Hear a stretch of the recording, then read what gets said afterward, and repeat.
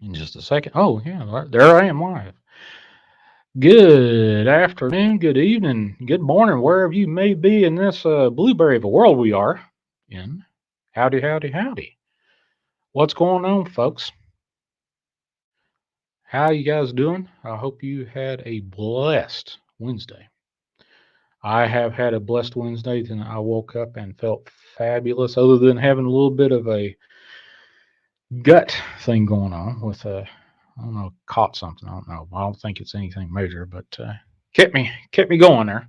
Miss JJ, hey, hey, hey, what is up with you? Let's see who else is in here. Deer Slayer, Midnight Howler, Casual GNA. I will let you know. Just send me an email, Sean G at imdarkwaters.com, and we'll get that particulars and time set up between so I can get on your show there. Curious Cat, what is up? Lewis, Midnight Howler, Julie. Who else is in here that I saw? There was somebody else I need to say. Maggie, hello, hello. And then Lewis. Yeah, there you go. Lewis, it was a. What I had tonight was a country ham biscuit. A friend of mine, dear friend of mine, actually Tina, my co-host for Fridays, sent me this big box of country style biscuits. Fabulous. I don't forgive me. I don't remember. I don't remember what the name is, but yeah, that was great. Great, great, great. I got enough to feed me for a couple of weeks, as much as she sent. But anyway, I appreciate it, Tina, for that. Miss JJ, what is up? Lady Dim Lady, what is up with you? So, I have changed a little format of what I'm going to do, which I'm going to explain here in just a second. Before each show, well, hello, Wendy. What is up? How's the audio? Is it all right? We're doing all right? Anyway, what I'm going to do, and hopefully I will be doing this for every show. That's what I plan on doing anyway. Every show I'm going to do pre and post, which I said my own personal prayers before I got on. I'm going to say a prayer before and at the beginning and end of each show. So if you are of the non-listening, that don't like to say anything that has to do with Christianity, and tune out, do whatever you want to, but I'm putting out positive vibes and positive energy along with it. Wayne, what's up, brother? Ivy, Corey, Maniac. Oh, jeez, I wasn't Maniac today. Last 2 days I was a little bit. I don't know. I couldn't. No, I wasn't Maniac. I was dealing with some other stuff that I had to. If you talk about something, I have been praying more in the last 3 days, and thanks to Admi Authority with all those exorcist prayers. Holy cow. Those were amazing, and I appreciate it. Bonita, what is up? Did I get your email? Let me see. I restarted my computer, but we'll see what we got here. What was your name in the email? There, Bonita. Let me go ahead and say the opening prayer real quick, and then we'll get this going on. All right. Give me just a second. Yeah, yeah, okay. Excuse the messed up pair, but it is what it is. All right, folks. Lord Jesus, I ask thee to protect my family and my friends from sickness, from all harm, from accidents, and any of us has been subjected to in any curses, hexes, or spells. I beg thee to declare these curses, hexes, and spells null and void, and any evil spirits have been sent against us. I ask Jesus Christ to decommission you, and I ask that you be sent to the foot of his cross to be dealt with as he wills. Then, Lord, I ask thee to send thy holy angels to guard and protect us all. Amen. So, thank you for thank you, Admi Authority, for that. So that is the beginning prayer. I may mix it up a little bit. I got a whole host of prayers. Holy cow! All I can tell you is, geez, prayer works. Prayer works. Prayer works. Prayer works. And if you don't believe it, I'm sorry that you don't believe it, but it has definitely worked for me. I can't believe it. How much I thought I was a prayerful man before. Pretty much, yeah. There were some days that I kind of lacked, but all in all, I pretty much pray off and on throughout the day, especially these last 3 days. Jeez. But anyway, tonight I am going to be talking exclusively about my near death experience. Now, I know a lot of you probably popped in to listen to UFO stories and, let's see, Dogman, Bigfoot, ghost stories, and stuff like that. But I had a fellow contact me. One second, let me make sure. Let me pull up his email. hmm Where is he? Where is he? Nope, nope. Oh Lord, Tyler. Nope, that wasn't it. I cannot remember your first name. Please forgive me. I think it was. Well, he was from Kentucky. Very learned man. And hey, Kurt, what's going on? He asked, "Hey, I need to hear more about your near death experience." Fine, okay. Snap. Hey, you need to do your near death experience Wednesday night. And I said, well, there's nothing holding me back from doing it Wednesday night. And this is what it is. So I have spoke at great length, but other than one other person in this world, and I am not going to name that person. I've done more on there than I've told just about everybody else except for one person. But I plan on telling more than that one person knows. So anyway, so tonight I'm going over a part of my near death experience. After I went through this void. Picture it. 26, no, was it 2015? 2015, 2016. 2015, late 2015, November. Yeah, that was it, November 17th. I wound up in an emergency room. Full disclosure, I was drunk driving. 7 days later, I wound up in an emergency room. Did not hurt anybody, but I hurt myself badly. And I had a necrotizing fasciitis, that flesh eating bug. And it ate my left leg up. So after saying, saying my goodbyes to my then late, my late brother now, my brother and my sister, they said, hey, Sean, you got a 30 to 40% chance of not making it through the surgery. Turns out I had two complete surgeries, two complete amputations, one below the leg, one below the knee, and one above the knee. And anyway, after I said my goodbyes to my sister and my brother at that time, which I fully expected it. Okay, Benita, I'll look for it. I will look for it. And I appreciate you sending it to me. But I will look for it here in a little bit. Anyway, after I had said my goodbyes to my brother and my sister, and they knocked gave me something for the pain, which I was in fairly good pain, I remember. Actually, I was in a hell of a lot of pain. Let's see. They gave me the medication, and I was sitting there contemplating, okay, well, this is it, Sean. Oh, what's next? And that, friends, all of us is going to go through. Hopefully, or I don't know. Not all of us. I'd say some of us will fall asleep and never wake up or whatever. But at that point in time,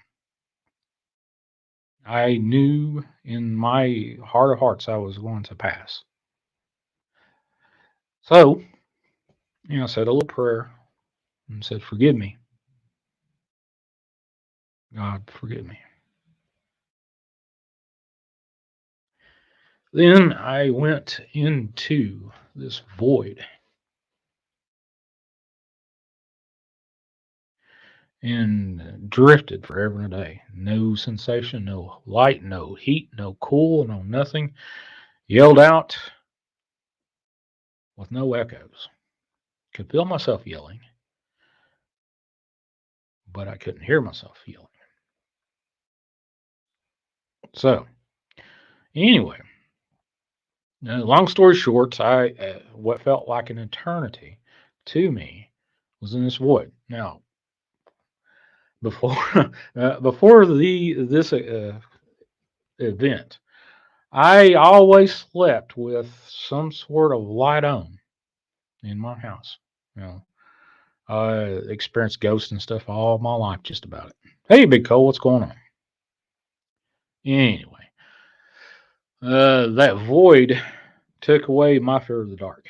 Yeah, can I get jump scared? Yeah, I can get jump scared. Let's see. After this enormous amount of time that I perceived, then again, I look back at it and all was just like that, just a snap. And if you saw in my community post today on YouTube for Chasing True Sean G, I had mentioned about how I perceive time, and I want to go over that. And this is where I guess I should go over it. Um, let's see. How I perceive time. It's always fast forward. Even though I can perceive time, hey, this day passed by and this day passed by, they pass by just like that. Like 3 days ago, I woke up in a freaking panic attack listening to something in my dreams repeat what the dream said, but in a demonic voice. And that was just a second ago, but that was 3 days ago. And thank you, Admi Authority, for the prayers. They worked. Boy, howdy did they work. Thank God for that. But yeah. Bass, what's going on, brother? So tonight, you know, what I'm talking about right now is my perception of time. Now, everything's in fast forward. I never have the beforehand. I did before this near death experience. I did have times where an hour would wind up and feel like it's 3 days. I don't have that anymore. Now, I've been asked, says Sean, I've been asked, hey, why don't you pray to take that gift away? Or, since you don't like it anymore. One thing I will jump back to the end of the near death experience. I was before God, and as I was, I wouldn't say cast out, as I was exiting heaven, or His holy presence, I heard this voice say, "This is going to hurt." And boy, howdy, was that ever, ever, ever, ever true. That pain is not only physical, mental, emotional, spiritual. Yeah. So yeah, there you go. Anyway, jump back to the time thing. I'm always on fast forward. 1 second is like 1 hour, is like 1 day, is like 1 week, 1 month, 1 year. Like I said in my post, I perceive time like it's just snap. 2.5 years, September, 2.5 years ago, 2019, my brother passed. And what caused me to think about that was I'm looking at the picture up there on the wall, and I was transported back to that time, and it was like just a second ago, literally, like I just exited that room for the first time, or I saw him take his last breath. And then I got transported back to 2015 November. Yeah, 2015 November 17th, where all this stuff started, and lost my left leg and all that stuff. Well, no, actually, it was when I woke up from the coma. I honestly don't know. I think it's probably about 10 or 11 days after that, so probably the end of November. Wake up to in a different hospital in a different city. How? I don't know. I don't honestly. I don't know. But That point where I woke up and I was in a lot of pain, and nurses were praying over me. Swear to God, nurses were praying over me, and I was praying with them. That point in my life where everything started like this, that was like I got reborn or whatever. Well, that's kind of weird, but yeah, I got born again into this reality.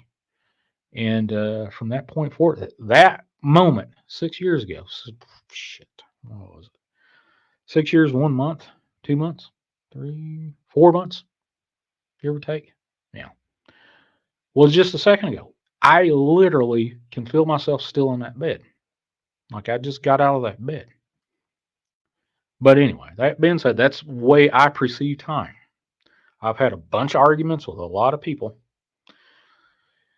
Uh, how I perceive time. You know, you were supposed to do this, Sean, and by this particular date, and I've had this discussion with some people, and I'm sorry, but it just slipped from me. It's like the old saying, trying to hold on grain and sands of time with your hand and always slips. Well, it just keeps slipping. Same same amount of time. So anyway, that's how I perceive time. Now, when I started this podcast, now a radio show, now whatever it is, it's evolving into now. I It was just a second go then. Started up with my MacBook, the old Yeti microphone, and a hope and a prayer. That was just a second go then. Transpose all that time and whatnot, and that's what happened. So that being said, I think where I was in that void for so long and all that happened, I was exposed to all that time and got whatever it was with the time in heaven and hell. I wound up with this perception of time and why it moves so fast to me. Or I don't know. The theories in my head kind of mix and mingle with it. Well, how I perceive time, but that's how I grasp it right now. And since day one out of my coma, the 3 months I was in that hospital bed, it was literally snap, snap, snap, snap, snap, snap, and I was out 1 second. But anyway, let's go back to the void. The void ended. Uh, Literally, felt like an eternity, and then it was just like a second. The first time that I saw something or perceived anything was this one lonely eye opened up in front of me, and that eye wasn't a human eye; it was a reptilian eye. If you saw the poster with that was the best. I actually saw that and I was like, well, that's pretty damn close. I monkeyed with the eyes to kind of make it look a little bit more like I remember, what I recall of it. But all in all, that is fairly an 80% approximation of what I saw. Not the whole body, but I saw the whole body. But that eye, one of those eyes popped opened up, and then slowly closed, and then it was dark again forever. And then another, I can't say that it was the same eye, but another eye popped up in front of me. Then another eye over here popped up in front of me. This one slowly closed, and this one slowly closed. And then, some time passed, or my perception. Another one opened up here, another one opened up here, and another one opened up there. And it was kind of like all of a sudden I got surrounded 360 in a big bubble. Hey, Miss Lakea, what's going on? Hey, do you want to do that guest spot with us Friday? I want to ask Miss Lakea that. If you would, I appreciate it. I would love to have you on for that Friday show. It will be 8 p.m. Central, or if you'd like to. Well, anyway, back to the story. So here I am with all these eyes. Picture you're in the middle of a snow globe without the snow globe, or without snow. and you can see eyes all over around you, and opening and closing, and then all of a sudden, I get this voice in my head. Well, multiple voices, but they're all talking about the same damn thing. Why did you do this? Why did you do that? And I thought, well, hell, I'm dead, and they know enough. I mean, they knew tons of stuff that I couldn't hide from nobody. I hid for a lot of it, but they knew and knew all those particulars, and said, well, shit, this must be the life review. Everybody that pastor come back says it happens when you die. So I said, okay, well, I'll start answering questions. I'd get a question, and then I'd answer it. And then I get another question, and ad nauseum, one right after another. Why did you do this? Why did you do that? So, being surrounded by these eyes, and this every minute of every moment of everything in my life I went through to up to the point I was in that hospital room. Well, I went over all minute detail and was asked about this, asked about that, and I remembered things I had not remembered. It was all clear as a bell. Hey, Bass, what's up? Let's see who else has popped in here. Wayne, what's up, brother? And there's old West Thaddeus Cray. Go over to Thaddeus Cray's channel. He just popped out the Will Part 2 over there. I haven't been able to listen to it yet, but I will get over and listen to it. So, anyway, after all these questions, I wound up being asked one question that got my goat, so to speak. I was asked, hey, Shell. Actually, it was like when they asked me the question. Okay, picture this. When they asked me a question, say I was at dinner with my ex-wife, and asked me a particular question about that, I was physically there for that memory. It was, first person point of view. I was there, could see it. For every one of the questions that were asked of me. At that point, they asked me about this little Coca-Cola bottle cap at this old coal camp that's still in existence, but the feed store there was tore down many decades ago. But at that time, I think it was about 5, maybe, in that memory. They asked me, well, my now late aunt, Sharon, she asked me, she lived in this coal camp, and said, hey, Sean, can you run down to the grocer, the feed store, and pick up, I think it was, I don't know what it was a bag or something, what I remember of it. And there was another thing there too about a Coca-Cola thing in a Coca-Cola bottle in a machine. But the one thing that got my attention was they asked me why I was on the railroad track. Why did I bend down and pick up a Coca-Cola bottle cap? And I looked at it, and I was literally there, and I could feel the Coca-Cola bottle cap in my hand. I was like, why in the world would they ask me about why a 5-year-old would pick up a bottle cap? Believe it or not, yeah. Yeah. Anyway, at that point, I got instantly upset. I said, why in the F? Well, hell, I'm not. Well, I said, why in the fuck are you asking me about why a kid would pick up a bottle cap anywhere? What the motivation is? Well, it's shiny and it's red and it's out of place in the middle of a nasty old railroad track. So I started cussing a blue streak. I said everything in I could, and then all of a sudden I just said, God, why, if I'm dead? Well, no, I actually said, God, I'm dead. Why is it like this? Is this the way that afterlife is going to be? And as soon as I said that, mentioned God's name, all those eyes around me closed, just like touching a little button, and poop, all them closed except for 2. Now that if you looked at the poster I've made for that, Mm, Picture that, and it's fairly close, about 8% close to what I saw, what I remember of it. Hey, Aaron, appreciate you dropping by. The accusers. Hmm.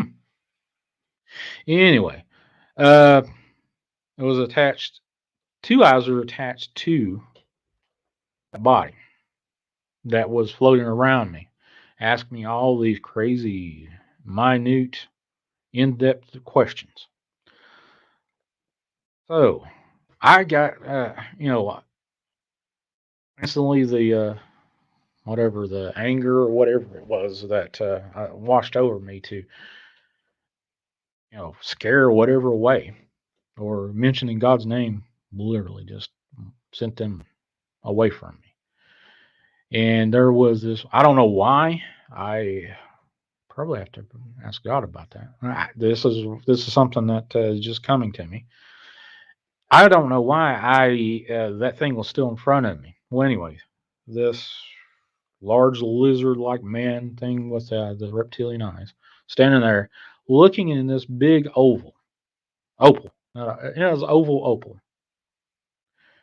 Imagine a pearl coat finish on a white car, and you could, as you pass by, you can see the huge change on the paint job. Well, that's the way it looked, is swirling around in colors and all get out. Well, at that time, I was like, oh, I'm dead. What is he going to do to me? So I said, what the hell are you looking at? Okay, so we'll stop right there. And if you want to call in, this is a call in show. Okay. So if you want to call in and ask me about anything that has to do with near death experience, uh, I'm going to restrict to just a near death experience. If you want to tell a story, whatever, wait for another show. I just want to have be questioned about my near death experience. It may pop out some memory. So if you want to call in, it's 931-994-6917. Let me put that on the banner there. Call or text. There you go. And if you want to jump in, I don't care. This is ad nauseum. Sometimes you need to do think out of the box. Get that StreamYard key if you want to be in that StreamYard key. Use that, pop in, whatever you want to do. Now, back to the story. So, at that time, I was in, the skin here, floating toward this lizard thing, and hell, I don't care. I'm dead. What's he going to do to me? Kill me again? So I said, "What are you looking at?" Well, and apparently it got frightened that I could see it or interact with it or what, however it just got standoffish and then kind of floated away from this large opal thing it was staring intently into. And imagine a really big door, about the size you would see on a mansion or whatever. Big ass door. I'm looking at my door to the bedroom. This old house that I live in has big ass doors in it. But it was a whole lot bigger than that. It's probably 50% bigger than the door here. So anyway, I said, "What are you looking at?" And it moved away. Then I looked over at the opal, not this. I looked at the dude or entity or whatever you want to call that lizard thing.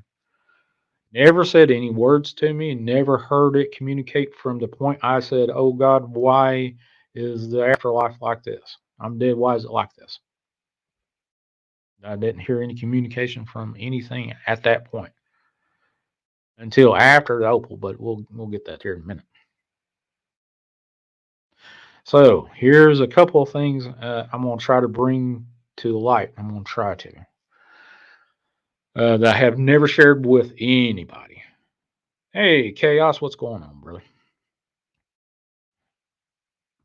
So once I started peering into this opal, I started seeing someone else Actually, it was another male, and I honestly, I don't know who it was. I didn't get anything other than as soon as I started peering into this opal, I heard the voices, but they weren't talking to me. They were talking to this guy on the other side of this opal, questioning him about, you know, random facts about his life. Just floating in the nothingness. And then I got a sense of this opal was part of a bigger structure. Now, this is a point that I have not shared with anybody else. This is the first time I've ever spoke about this, and to anyone, not a soul has heard this. So I wound up sensing and seeing in my mind's eye, or I don't know if it started then or not. But anyway, I sensed that this opal was part of a bigger structure. Another opal was, I couldn't see at the time with my physical eyes with that, but I could sense another opal with another one of those lizards, and then kind of like the sensation that or the thought or picture that I tried to share with all the eyes open and closing. Each one of those eyes belonged to one of these opals. So imagine all those opals around in a globe fashion, and talking and conversing and questioning this guy that's in this. And I heard that, looked back at after I realized, okay, well, Tina, that's all right. I don't know if you heard me, but I gotta hold on just a second. Let me say it's okay. Feel better. My co-host on Friday was going to call in, but she's not feeling well. So back to the story. After I realized what was going on with this opal viewing ports or viewing apparatus, or maybe maybe it was an ethereal manifestation. Yeah, that's good. That's a good one. That's a good one. This opal was an ethereal manifestation peering into someone else, another soul, if you will. Crazy, isn't it? Now you got to think. Well, I'm just sitting here thinking out loud. What? Why was it white? Why? What did it have that liquid uh, hue to it that constantly changed, but looked white and had pearl-looking texture?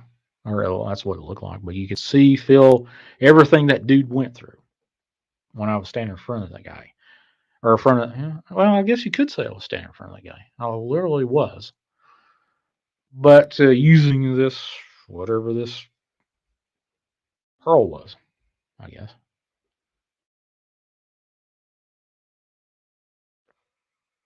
Okay, that was weird. Thought I heard something. Some female. But okie dokie. Anyway, back to the story. See what's going on. Who else has popped in here? Blues and G Music. What's going on, brother? Super Six. Appreciate each and every one of you popping in, listening to me tell some wild stories. Now, I had a near-death experience about 6 years ago. Starts November 17th, 2015. That's the day of my first surgery, amputation of my left leg below the knee, and followed by above the knee, and then 3 months in the hospital. I was in a coma for about 10 days, 11 days, almost 2 weeks, give or take. 2 weeks, 2 weeks. And 2 weeks to me is just, it ain't even half a second. What is this? Somebody send me a message. Okay, area code 502 says, this is fascinating. You're doing an awesome job in this telling. Now, let's see. All right. Cool. Appreciate it. Appreciate you sending that message. So, let me go more in depth. I'm trying to share with you something I've never shared with anybody else. Trying to give you more detail. More trying to give you something that I hadn't shared. Try to take you to that point. Now, around me, imagine darkness, but being able to, if I looked into a certain area, I could see something, but not kind of void without the void. That is weird to say. Anyway, with this opal ethereal manifestation, whatever that was, I could see everything. Every time this dude got hit with a question, pelted with a question, I could see his memory. I could see be transported to first person point of view with him, and had a few questions about why did he buy a certain car? What was that car? Sports car or something, if I remember correctly. With I can't remember. Let me think. It was a sports car and it was a high end sports car. A Lotus, maybe? If Yeah, maybe. Anyway, that detail is kind of foggy, but that is, yeah, I think it was a Lotus. Anyway, sports car, high end, and I could see him behind the wheel of the car, grabbing hold of the steering wheel, with a supple leather on the steering wheel and all this stuff. Wayne, man, that spell check. Well, you know how that goes. Think and talk it out as you remember. Well, I'm trying to. So, with this guy, through this manifestation, this opal manifestation, that I could peer. I didn't ask the fellow a question. I heard the questions from all the other entities. I was, yeah, they were exactly like the dude that's on the poster, similar. Uh, let's see, what else?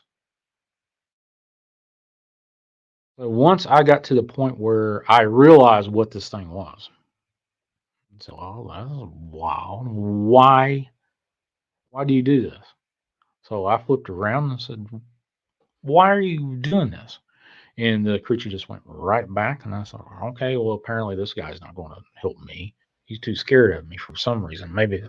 Maybe the word of God, saying the name of God in front of him, didn't like it. So wherever this was not heaven. I got that. So I got more curious about this opal ethereal window manifestation. So I reached out and touched it. Touched it. I was like, curious. Yeah.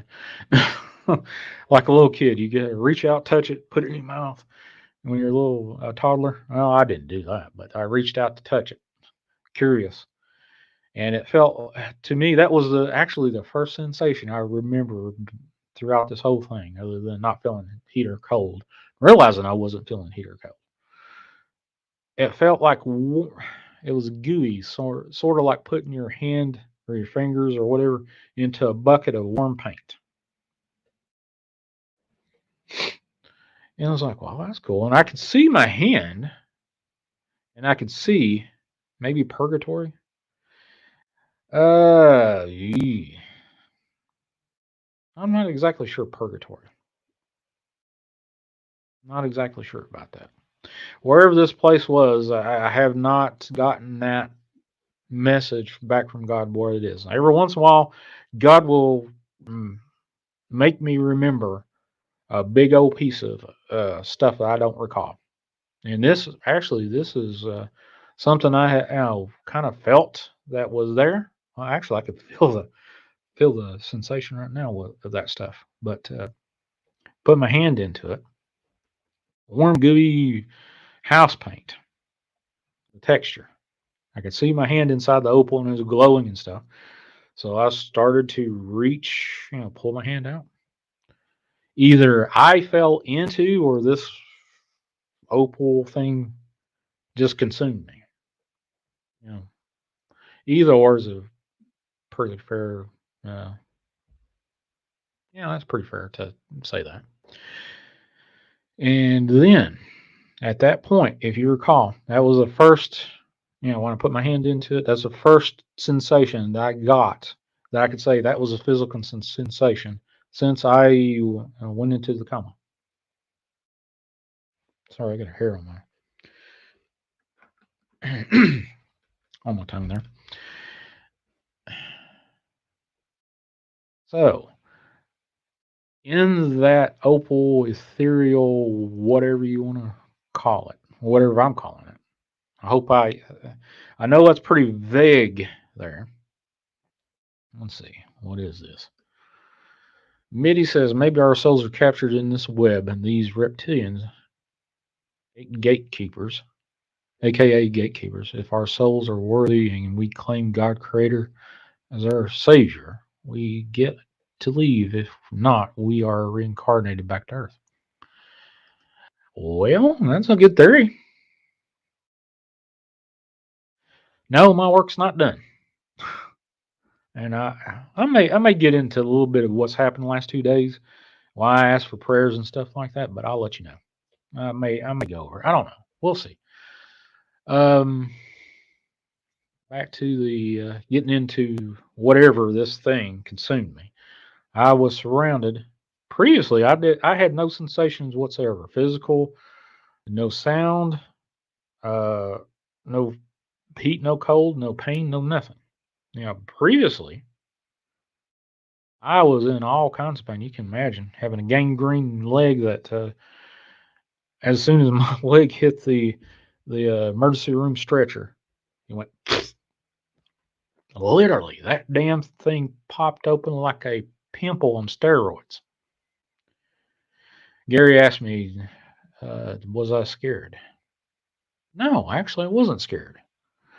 I was apprehensive at the time that I was told, hey, Sean, you got a 30 to 40% chance of surviving the surgery. And then at that time, I was like, oh boy, you done it now. This is it. I was scared then. Hey, somebody whack that bot real quick. One of you wrenches, if you don't mind. Let's see. Well, maybe I can capture the daggone thing. I don't like bots.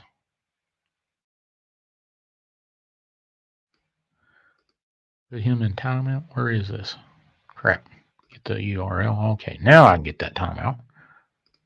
Put him in. Could add him as moderator or hide this one. There we go. Or if you.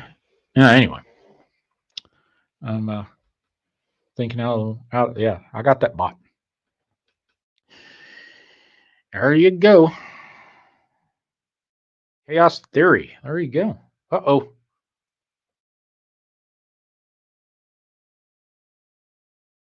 There we go. Yeah, I guess that was the bot. So, previously, before I even touched the thing, I had no sensations that I could say I was feeling anything. Like right now, you know, got aches and pains of a 52-year-old body without a leg, and I got all the phantom pains and stuff. Had nothing of that. No sensations other than I was conscious. Cool, chaos, appreciate it. And was aware of my surroundings. Boy, howdy was I aware. But once I got, once I crossed that barrier just consumed me. I was overstimulated. Overstimulated is such a weak word. I was bombarded, assaulted. What is some other words? Pelted, whacked, hit over the head with a Waltz booger stick. Yeah. everything that you could come up with a sensation, audio, visual, um, pain, pleasure, heat, cold, being on fire, being sucked into ice cube and frozen, cut, scraped, the whole gambit of every sensation that you could ever frickin' feel, the myriad of sensations. It was too loud, it was too bright, it was too dark, it was, silent all at once. Tony and yeah, whacked, killed, shot, ran over by a motor truck, you name it. It was an overload of sensations. And I remember getting into a fetal position because, you know, you couldn't swat at it to get it away from you. Couldn't cover your ears to stop it. You couldn't cover your eyes to, not see it. Believe you me, I tried. So I was like, all right, this the only thing I said to myself, I got to bear this. Got to go through it for whatever reason. I'm dead, and I'm got to go through this. So, and you're hearing it. Nobody else, past the ones that are hearing it right now, nobody else has heard this. Actually, this is, yeah, this is cool. So anyway, here I am floating. Which I guess that would be about the, you know, I can say I had a sensation of falling. I could say I had a sensation. Well, actually, I did have a sensation of falling, standing, being hit up against all that stuff. So anyway, I'm in this fetal position, bearing it, gritting my teeth, eyes closed, but still being able to see everything around me, and just too freaking fucking bright to where you were staring at the sun in the middle of the sun, and then being in utter darkness at the same time. Yeah, that's pretty good. I stayed there forever. Everything that was in the void that I was in before, that I floated in, I was in this exactly opposite and more sensation. Did I leave my body? Well, I'll get right to that. I will tell you about that, Mitty. Hey, Smudgy Mama, what's going on? Uh, just a second. Let me get a little Diet Mountain Dew here. Well, JJ, Mr. JJ, I appreciate it, and I will attest that this sounds crazier than hell, crazier than shit to say, "Hey, I had this. I did, I did." So I realize, hell, I could, I don't know. Anyway, I realized the depth and width of discussing this, and this ain't the NDEs that I literally, after I got home, I researched NDEs trying to search and say, hey, this isn't that void that you wind up and you see this light in the tunnel and you walk through the light. I look at it and said, maybe this is my tunnel, I guess. And I do realize I've talked to several, at least a dozen plus, baker's dozen. No. 16 or 17 people I've had one-on-one conversations with that had near-death experiences. I've had some other conversations. Some of them I was like, I'm not exactly sure, but maybe. Uh, Back to the sensation. So everything that was out of the void that I, first fell into. This opal-esque thing, gate, ethereal manifestation, whatever this is, that bombarded me with everything. No sensation in the void. Here was every sensation and then some to extremes. Um, hmm. You could, here's something that I haven't really thought about, but it kind of fits and it doesn't kind of fit. But I'll just throw it out there. What come to my mind was imagine being in hell, but with light and and still feeling warmth and kindness, but also all that pain and all that stuff. Okay, yeah, all right, that's okay. There you go. So after however long I was in there, it felt like an eternity. Felt like it was just like that. But after I did that, Mitty at that point, Mitty asked, did I have out of body experience? Well, at that point, I did not have a body. I could not perceive at that time. Once I, all of a sudden, it was like I got used to all this sensation, everything around me. It was like the entire universe was being thrust upon me, and being able to feel every little minute instruction God had all at once. Okay, like you can stop moving around there. My stump's moving around as I'm sitting here talking to you guys. Oh, geez. Okay, buddy, you can cut that out. Anyway, so maybe I was being transported into a higher vibration for the folks that are into that metaphysical stuff. Perhaps that was it. Maybe that was it. It could be a plausible thing, but however whatever bucket makes it sound okay to you. Maybe I was being transported into a higher realm, and for wherever I was vibrating, using that vernacular, vibrating at a lower thing, and then I got thrust into a higher whatever, and being able to feel and be everywhere at once. Here's one thing. Well, no, I'll jump. I'll say this afterwards. I was about ready to say something. I'll say something afterwards, make it kind of more poignant.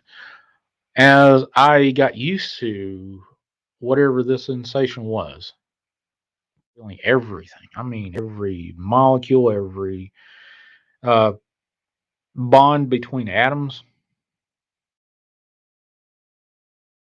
being right there with it. Hmm. Anyway, so I got used to whatever this environment was that I was being pulled up to or transported to. Well, next level, I hope that you go back and turn it back to the front of it. That's the cool thing about doing lives. You can rewind it on YouTube. So there you go. There you are. So once I got accustomed, that's appropriate word. Accustomed to this new ability to feel everything at once. Everything, be at the one end of the universe, in back, and in every perception. Being able to see it not in 3D, not in 4D. Okay, all right. Vault just sent me a message, text message. Says, "Hey man, let's wait till tomorrow night and do that show. I've got one of the worst headaches," and he says, "my damn sinuses." Okay, so for the folks that were waiting for Vault to do a show after my show, unfortunately, he's not going to be able to do it. We'll do it tomorrow night. So I'll be there tomorrow night with bells on for the Red Feather review. Just share this with the group and do that. So send your thoughts and prayers and positive energy, or however you want to send to Vault to help him get over a headache. He's had a fairly rough day. So as I am getting accustomed to this new sensation, I perceive this entity in front of me. Okay. Now, this entity, you could say, was a light source, a mist, a solid manifestation, a body that could assume, transport, transpose, morph, whatever. But this entity in front of me, you know, once I perceived that entity, it wasn't like it was like a 3D pick up this mouse and look at the mouse, say, okay, I can see you.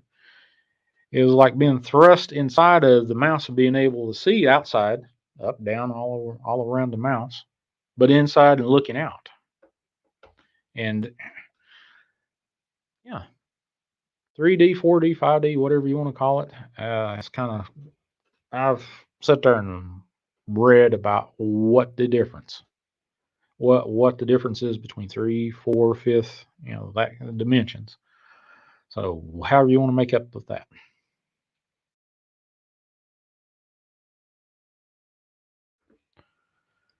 Let's see. Chasing truth. I've heard that after someone has NDE, when they come back, they have short-term memory loss. Is that true? I can tell you, my memory sucks balls. So, possibly. I don't have an argument against it, but I don't have a good memory. I used to be able to remember quite a bit on the fly, but yeah, I've never heard that. But from my point of view, my memory sucks. So, other than my long term memory's okay. So I guess short term, is affected. So once I realized this entity's in front of me, which I kind of blew. Oh, how long have I been doing this? Heck, it's been an hour.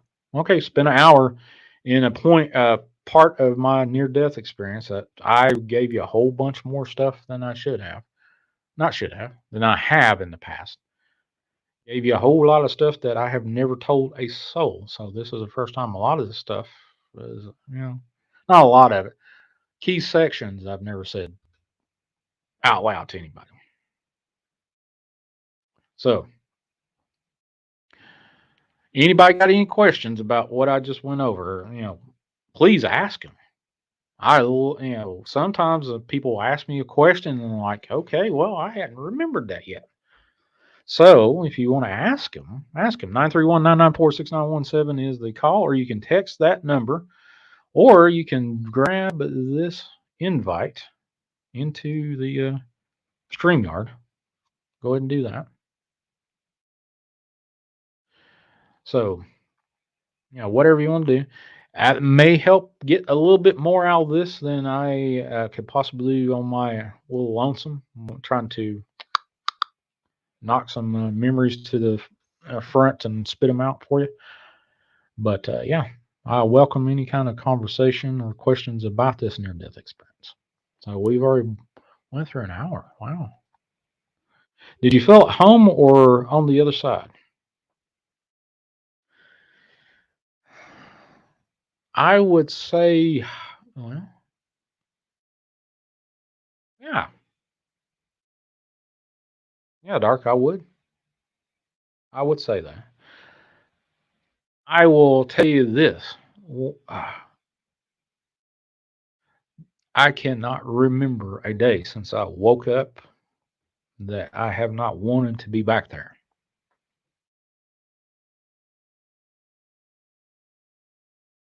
Yeah. Even though I argued to get back here. Any feel? Oh, okay. Hold on just a second. Yeah, the home thing, it redefined what home was. So, any feelings of euphoria, Sean? Some people with NDE say that they did not want to come back. It felt so good in that moment. Well, I guess I just answered that. So, yeah, I'll kind of release this. I have been attacked spiritually or whatever, however you want to talk about it. Last 3 days, 2 days, 3 days, and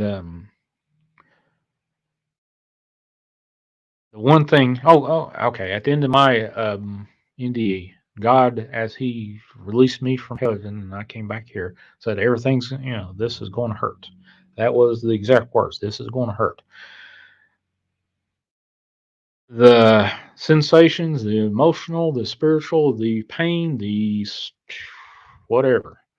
I clocked it in and said, okay, buddy, this is going to hurt portion of your life that you got to go through. Okay, cool. But anyway, what happened before you came back? Well, I'm just telling it, Blues, but yeah. So anyway, just to I don't know why I shared that, but yeah, it's popped in. Back to where I was in front of this angel. Dang, Sean, maybe you need to leave that house for a bit.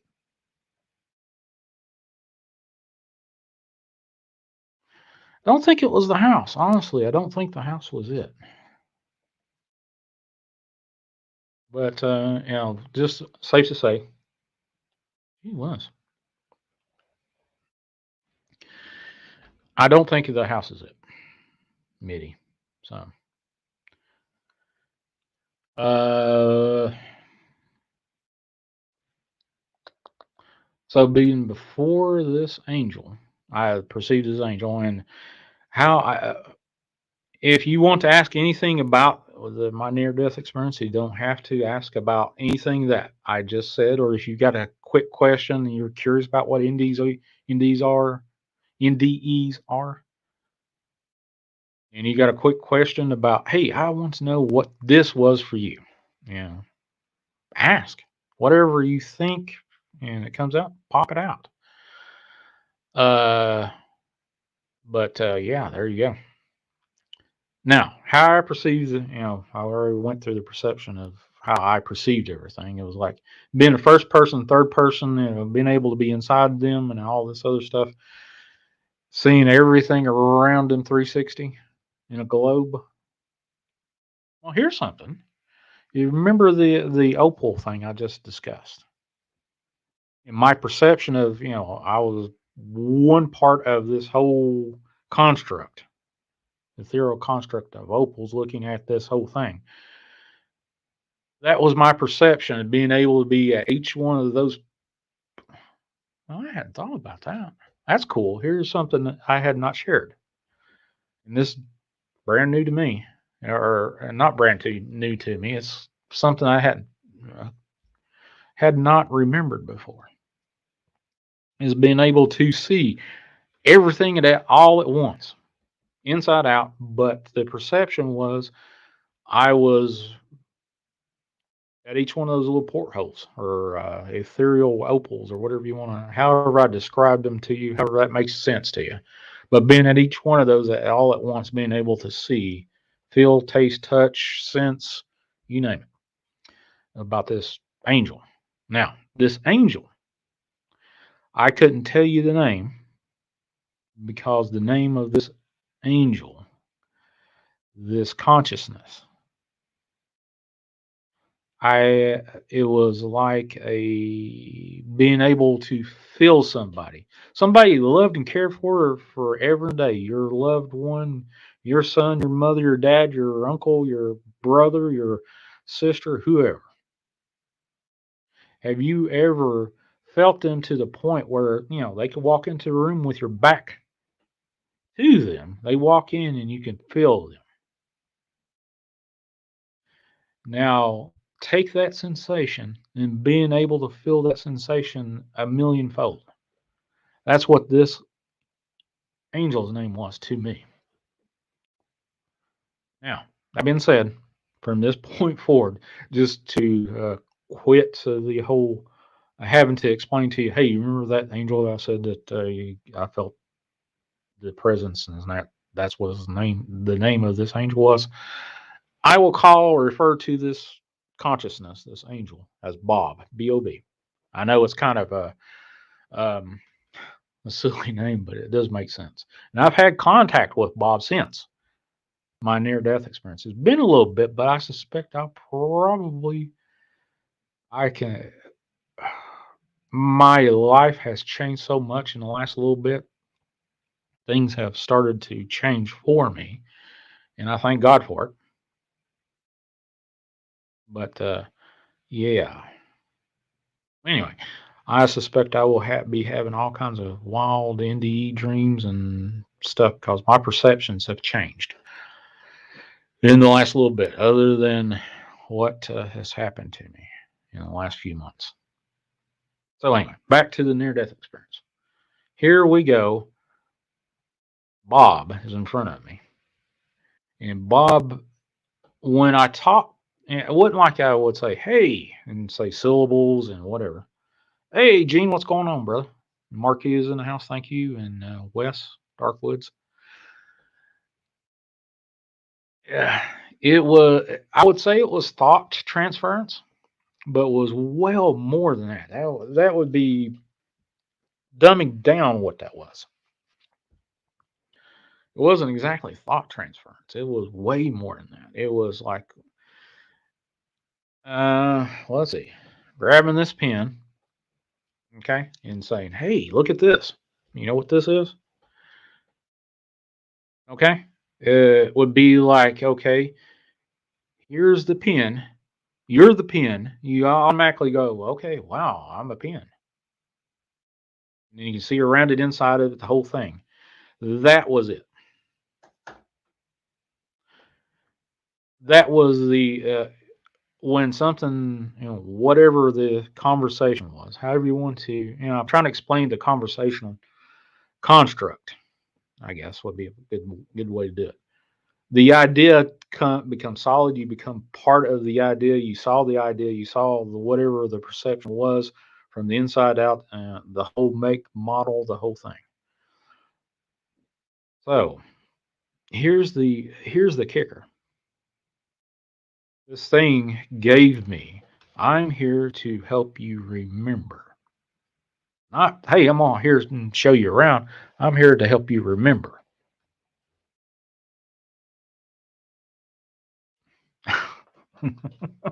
I guess I'm remembering now. So I did. Thought that kind of funny, and I could, you know, got amusement out of it. And at that point, anything I could think of was automatically known to me. If I want to know what's inside this glass cleaner for my glasses, I knew exactly what the makeup was and the molecules and everything that was associated with it, including who touched it last, who was, where the individual molecules came from and where they had been previously, eons and centuries and decades, and wherever it had ever been. Knew everything about it. That was what was transferred to me instantly. All right. So here's where this comes into play. Now, at this time, I fully was aware. I was like, "Oh hell, I'm dead. This is it. I ain't getting back. I'm here for the long haul, folks." So we went through this whole. Well, what about this? Well, I already knew that. And this is where everything kind of jumbles together. My sense of time at this point, once I crossed that barrier, or was thrust into this higher vibration plane, or whatever, however you want to make sense of it. I was in some place. I wasn't in Kansas anymore. Oh hell no, I wasn't in Kansas at all. Well, I was too. So if you look at it from that perspective, Primal Cry. What? Reptilians are soul harvesters. Glad you basically told them to fuck off. Thanks for being the love that you are. They can touch that. Well, I appreciate that, Primal Cry. Um, let's see. Where was I? Oh, at this point, time. Previously I felt time before I got put into whatever reality or thrust into higher vibration or whatever. Whatever I perceived this, and I was like, "Oh hell, this is heaven." Yeah. Oh hell, this is heaven. That's a weird way to say it, but okay, well, whatever. At that point, time was like it was there as percepted, but it wasn't percepted as we perceive it now. And I think this kind of harkens back to my community post of how I perceive time and fast forward, because I saw all time in uh, in its own instance. Sean, have you had anything from there affect you in any kind of way? Where's there? Uh, are you talking about? Tell me what there is, and I will answer that question. I don't know what there is. If you tell me what there is, I will give you a question because a bunch of answers popped into my head to answer that from so many different angles. So what there is, I will give it to you. There, big co. So time, back to time. Yeah, I think that's why I perceive time. Why a second, unfortunately, that came into play a lot since my near death experience. Susan Crimson. Well, let's see what she has to say. Were you told? Were you told you actually died, or could you have been an edge of both worlds while in the coma? I perceived that I was dead. Oh, okay, all right. At that time, I perceived I was dead. I knew I was dead. Period. And I'll try to let me write that down so I don't forget to. If you stick around, I will try to answer it in some sort of linear fashion. But dead versus what did you perceive you were dead versus end? Okay. Well, because what happened at the end will answer your question, but I'll try to jump at the end before in a little. Well, why not? Why not? Let's do it. Hell, there's no rhyme or reason how to say this, so why not? To answer Susan Crimson or Chrisman. I said Chrisman. Chrisman. Hope I didn't butcher your name too much. I perceived at that point what you jumped in on how long you've been in. At that point, I knew I was dead. No doubt about it. I wasn't coming back or nothing.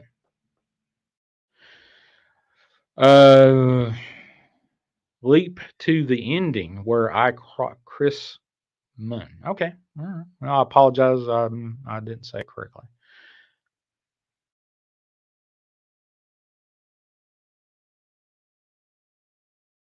Yeah, I did. Actually, I did.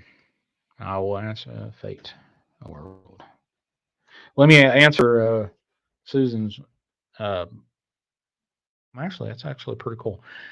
I never really said actually that's Susan. I appreciate you asking that question because I don't think I've actually said this. I actually knew I was dead. I wasn't coming back for nothing. I was like, okay, I'm here. I'm dead. What's next? So this was the next. If that means anything, leap to the end of where I came back. Picture this: 1947 Sicily. So. Uh, I was before God, and God wanted me to move on. And at the end, wherever this place was, it was heaven to me. But whatever this was, I perceived it as a doorway to something else that God wanted me to go through. And I said, wait a minute, I got to go back. And God said, why? And I said, well, start arguing with him. I got to go back for this person. If I don't say this to this person or interact with this person or, haphazardly act like God exists, that person's ending won't be good. So, anyway, At that point, I was arguing with him to come back, and God said, "No." Literally, eight people. I've met 4 out of the eight. I'm about damn sure that I met 4 out of the 8. I'm kind of arguing on the fourth one, but I will say at this point, 4. Yeah. Well, yeah, 4. Why not? Yeah, 4. Definitely 4. I take that last statement back. Fourth one, yeah. Argue to have interactions with you. So after I was arguing with them, God would say, "Hey, all you have to do is wait a moment, and they will complete their entire lives, and they'll be right here in a moment, just like that. Entire lifetimes gone, just like that." That's how I perceive time now. I always make a little joke. I'll be 90 years. I'll be living into my 90th year just like that. I'll wake up tomorrow. Will be 90 years old. I'm 52 right now, so I'm halfway there. And 2015 and November 17th was just a second ago to me. So at that point, I felt I was dead, and I was arguing to come back to be back here to finish helping these 8 people. Yeah, there you go. So to finish answering Susan's question, yes, I absolutely felt I was dead up to that point. And at that point, I had no the ecstasy, the reverie,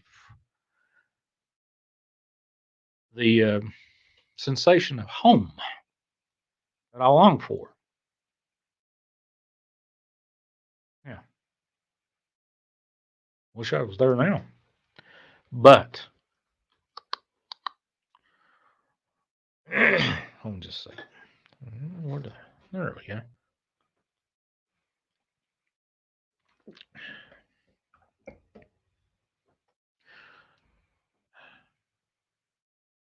At that point,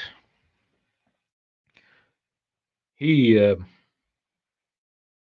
said, "No, I got to go back." And this was the point I realized the gift of our choices. Absolutely respects it, even though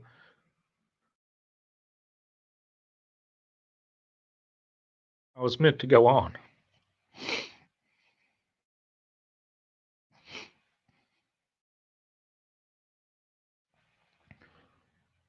Yeah.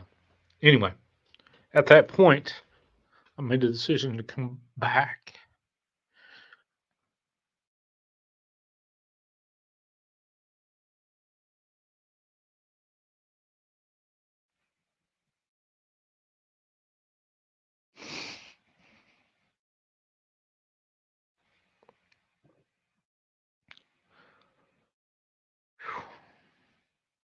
Sorry.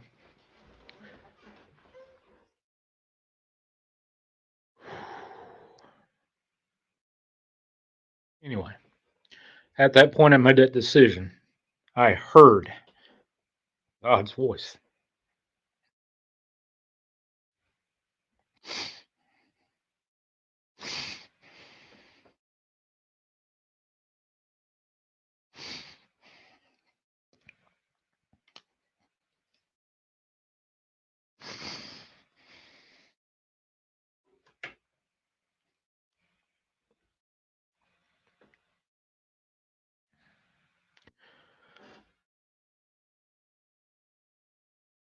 So, anyway, I felt this huge hand touch my shoulder and say, "This is going to hurt." At that point, I had every sensation that you'd ever want to feel on any fucking drug. Euphoria, the whole gambit.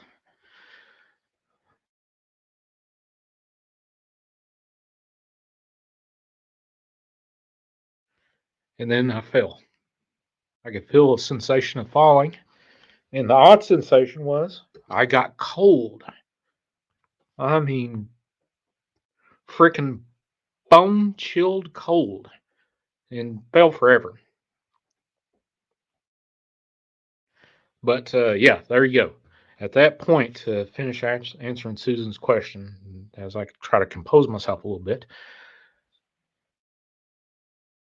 uh, we,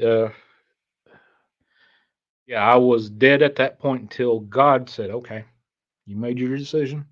Here you go. This is going to hurt. And pushed me back here to finish answering that question. Okay. Now, on to, let's see. There was a couple of questions that popped up. Oh, yeah. Midnight Howler. Sean, did you find out at odd 10? Well, there was another one I wanted to answer before that. I'll get to you midnight about that one. I apologize. There's another one. Lord. There we go.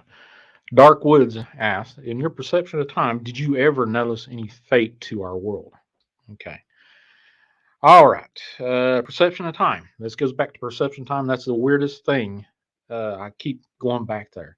Time itself was there, but it didn't have the hold that it has here. You like click, click, click. Look at the seconds going by, which to me is like that.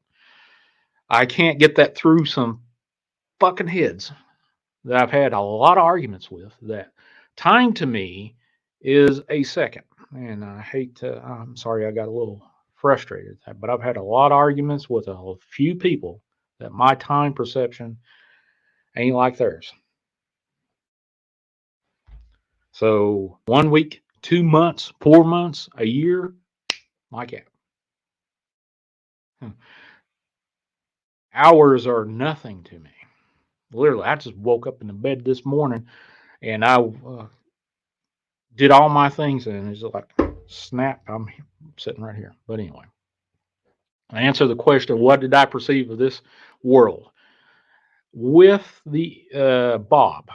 Bob is the angel that I met when I first got up. You got up to this level, or transposed to this level, or transferred, or whatever you want to call. I went up to. Oh, I was everywhere. Here's a little key thing. Bob the angel shared with me. All you have to do is realize you're there, and you're there. It wasn't like, hey, I'm going to take a couple of steps and I'll be in another room, roll into the next room, or jump in a car and drive for hours and you'll be in another state or whatever. It wasn't like that. It was like, I just got to imagine myself, or not even imagine, just perceive myself or think, hey, I'm on the beach somewhere, or I'm on a foreign planet or whatever. I was there with the same perceptions as being able to feel everything in that environment and feeling everything over in that environment all at once. So anyway, back to finish up, trying to answer Darkwood's question about what I saw the world as. Okay, so here I am looking at the world from, I'd say, probably where the moon is, watching it spin. Oh crap! Sorry, didn't mean to hit the microphone. Boom there, spinning around, and I could turn time back and time forward and back and forward and back. I could watch it being born. I can watch it being destroyed. Uh, I saw time from a perspective of being out in orbit and being right there on the. Actually, here's something. This is like an offshoot, but this is the strange thing. Where my brother, my dad, and my uncle are buried right this very second. I was there. I was there at my grave,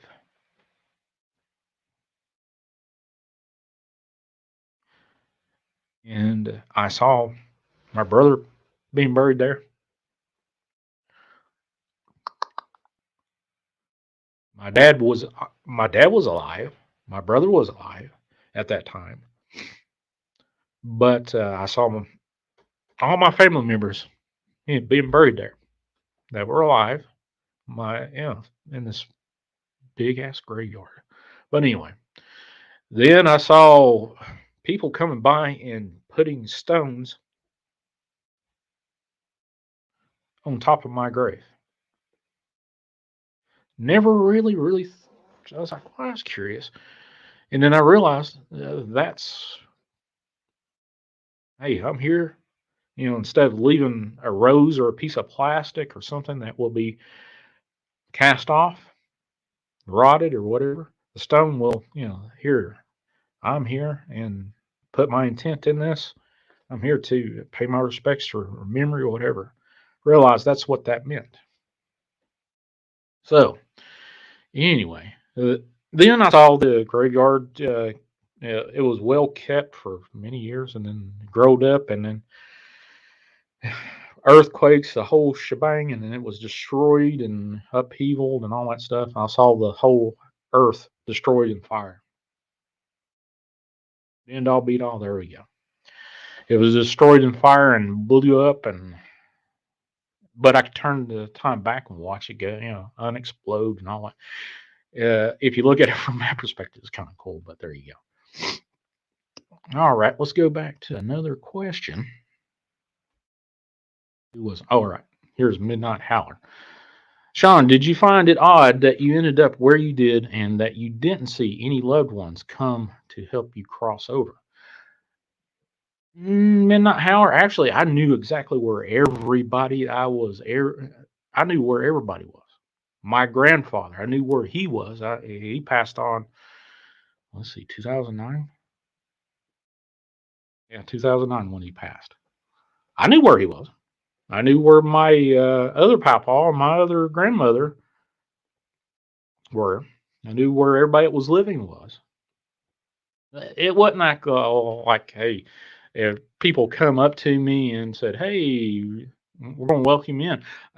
The sensation that I had there, I knew where everybody was, and they were happy, and their heaven was amazing, amazing. The perceptions of their heaven, each individual, it's kind of wild how that transposes. But God is so robust beyond measure.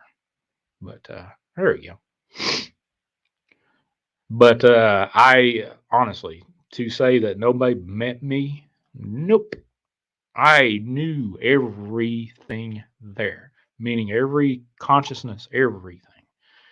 And there was more than human consciousness there. I will let you know that.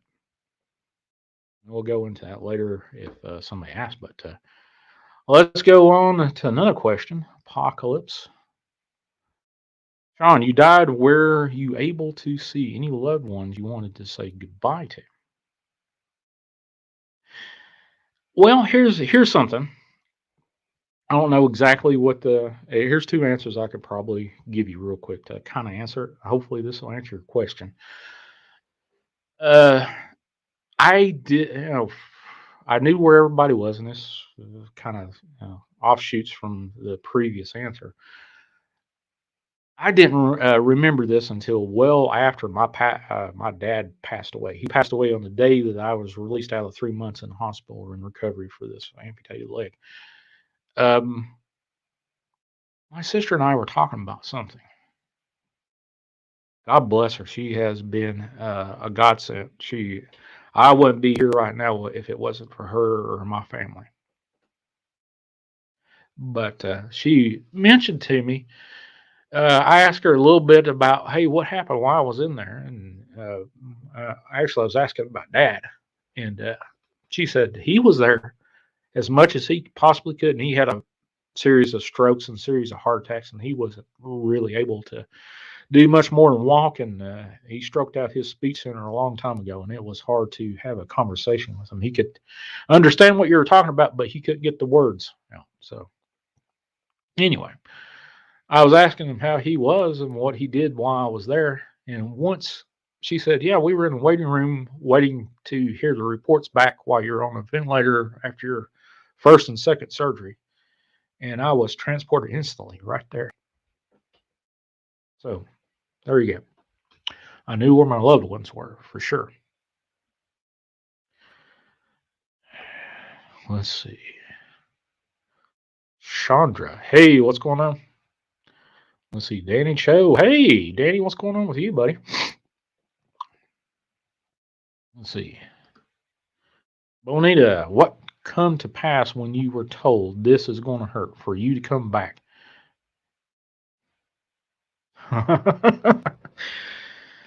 That is a double-barreled blunderbuss.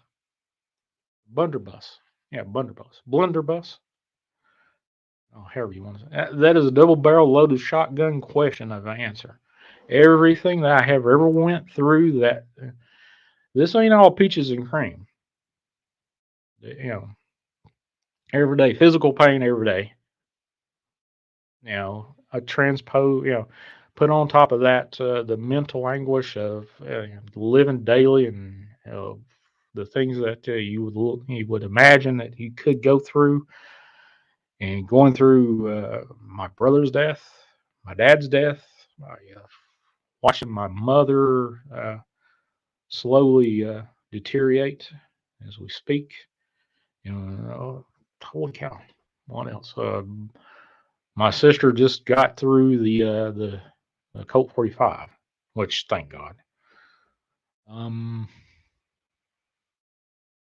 Having people come in my life that loved dearly, thought the world of them, and leave for stupid stuff, all that kind of stuff. And realizing, there was a whole lot of mistakes I did along the way. And I was like, well, hell, there for the longest while, when in my early 40s, I kept saying, hey, Sean, you're too old to do this stupid shit. Well, I can tell you right now, I ain't too old to do stupid shit now. I still do it. But that being said, there's a whole lot of stuff that I could throw into that. That was a good question, but holy cow, pain, emotional pain is spiritual, pain is physical, mental anguish, the loss of someone that you utterly thought you loved, you know, couldn't get past, but you lost them anyway. But there you go. All that pain. There you go, bud. Or ma'am, bud. I'm sorry. Let's see. I can't talk about emotional things to me without crying. I can usually talk it out, speak it, out. Well, I appreciate that you sat through me trying to compose myself.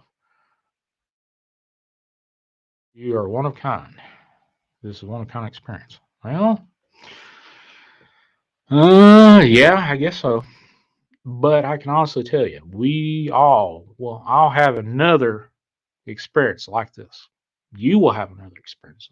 I can't say it'll be exactly like this because everybody that I talk to has their own individual experiences.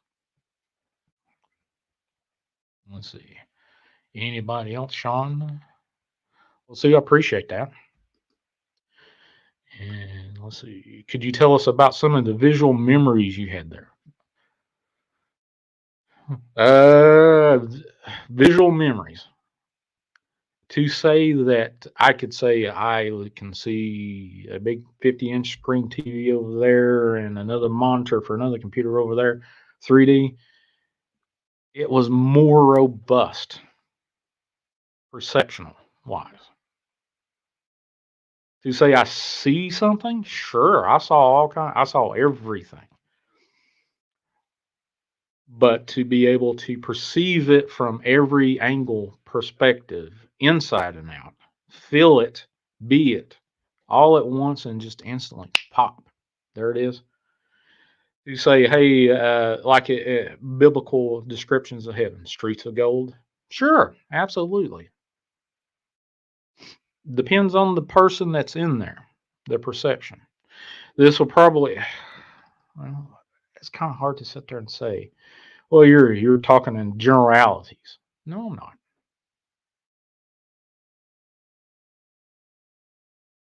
Heaven is so more than a couple of words. A whole book, a whole Encyclopedia Britannica of books that can describe it. So to say that, hey, you're just generalizing it, no, I'm not.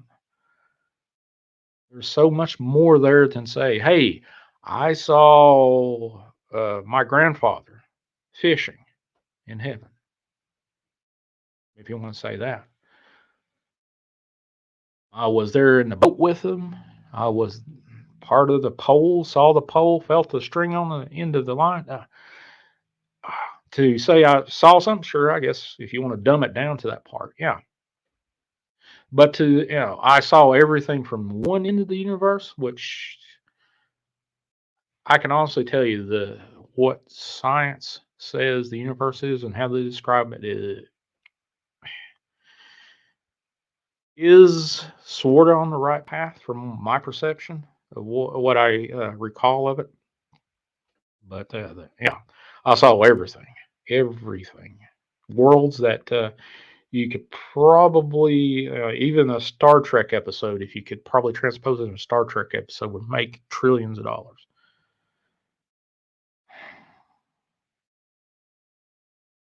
Yeah. Thanks, Donnie. Excuse me, Donnie. You actually triggered a few memories there. Oh, that's interesting. All right, let's go on to the next thing here. I'm kind of running down the primal cry. Do you feel you tapped into the universal consciousness? If you, yeah, absolutely do. Well, thank you, Bonita. And let's see. My laptop has been acting up like a horse hiney. Uh-oh. Well, I hope that you can get that. Was I able to see God's face? Well, Gina, here's the answer to that. Okay. I've got to retell this story, and maybe I'll retell it again in a certain manner that might be a little bit more, uh,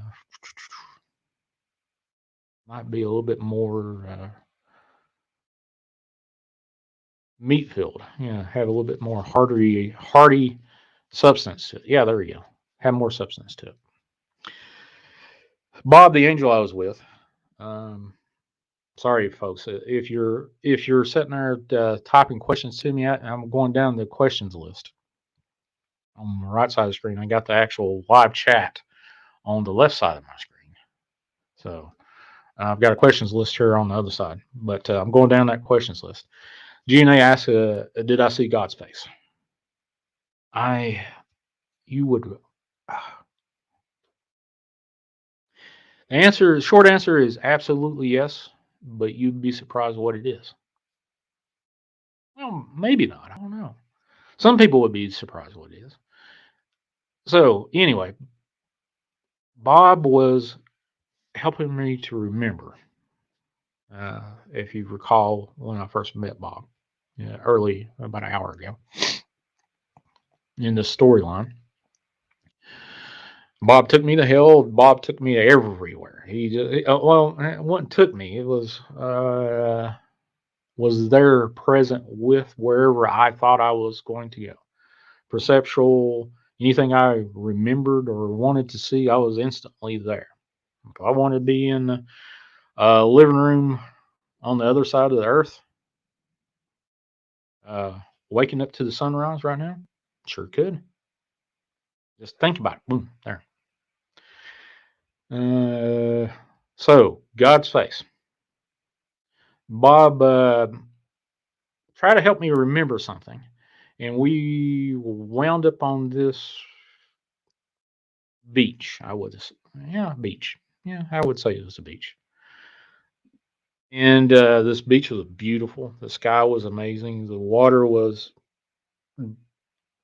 imagine the bluest, cleanest looking water, the cleanest beaches that you ever found.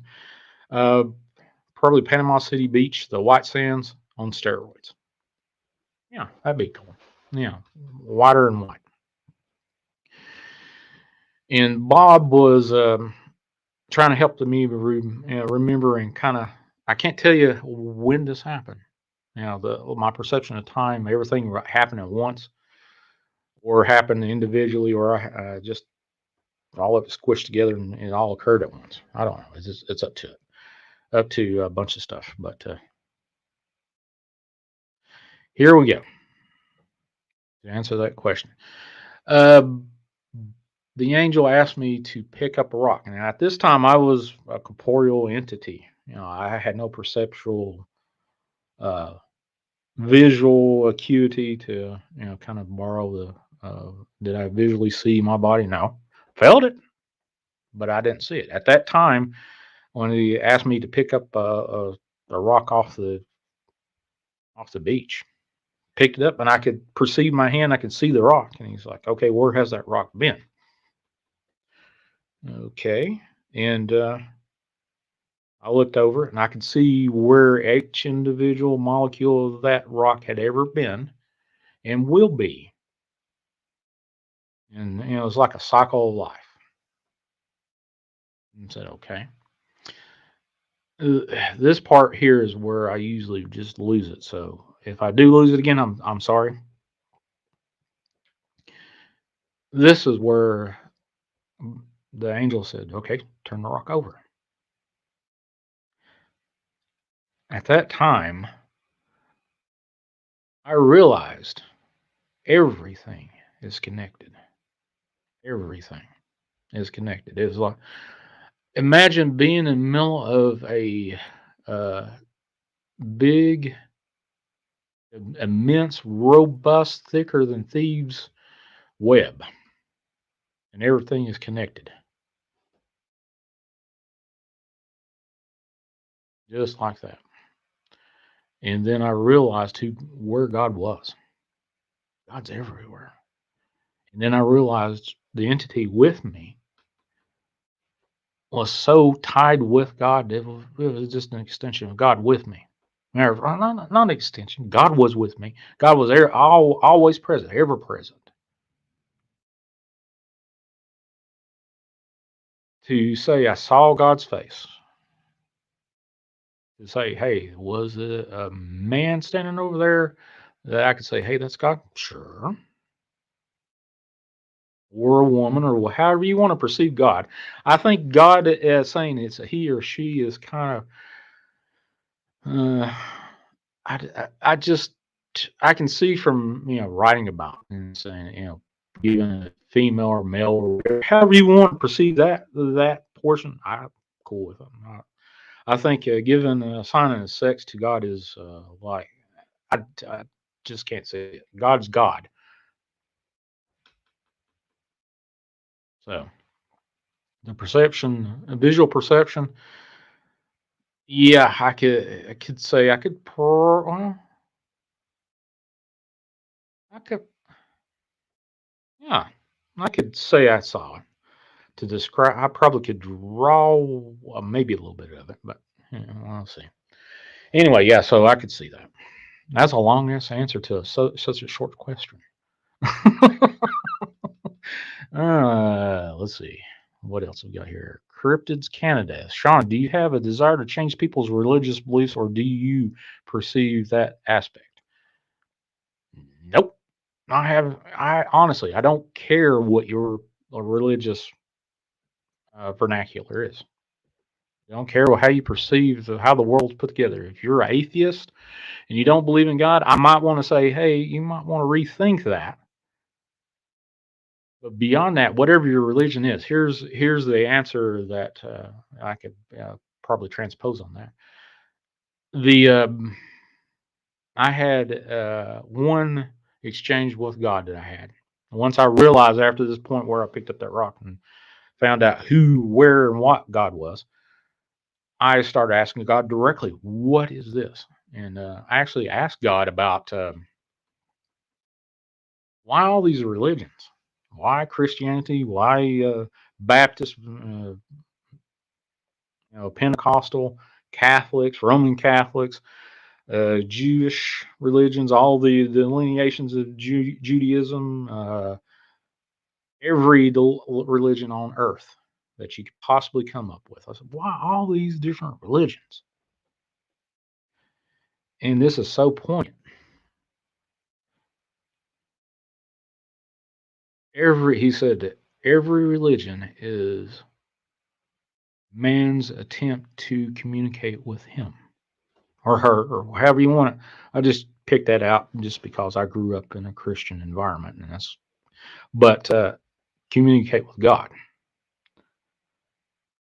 commune with God. Yeah, that's better. Commune with God.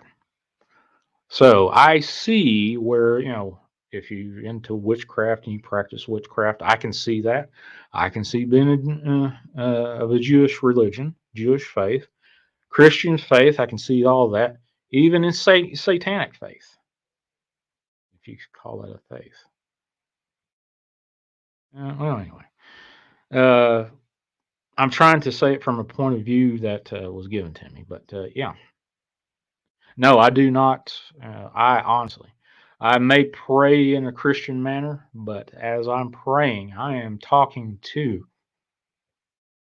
the God that I knew from the near-death experience.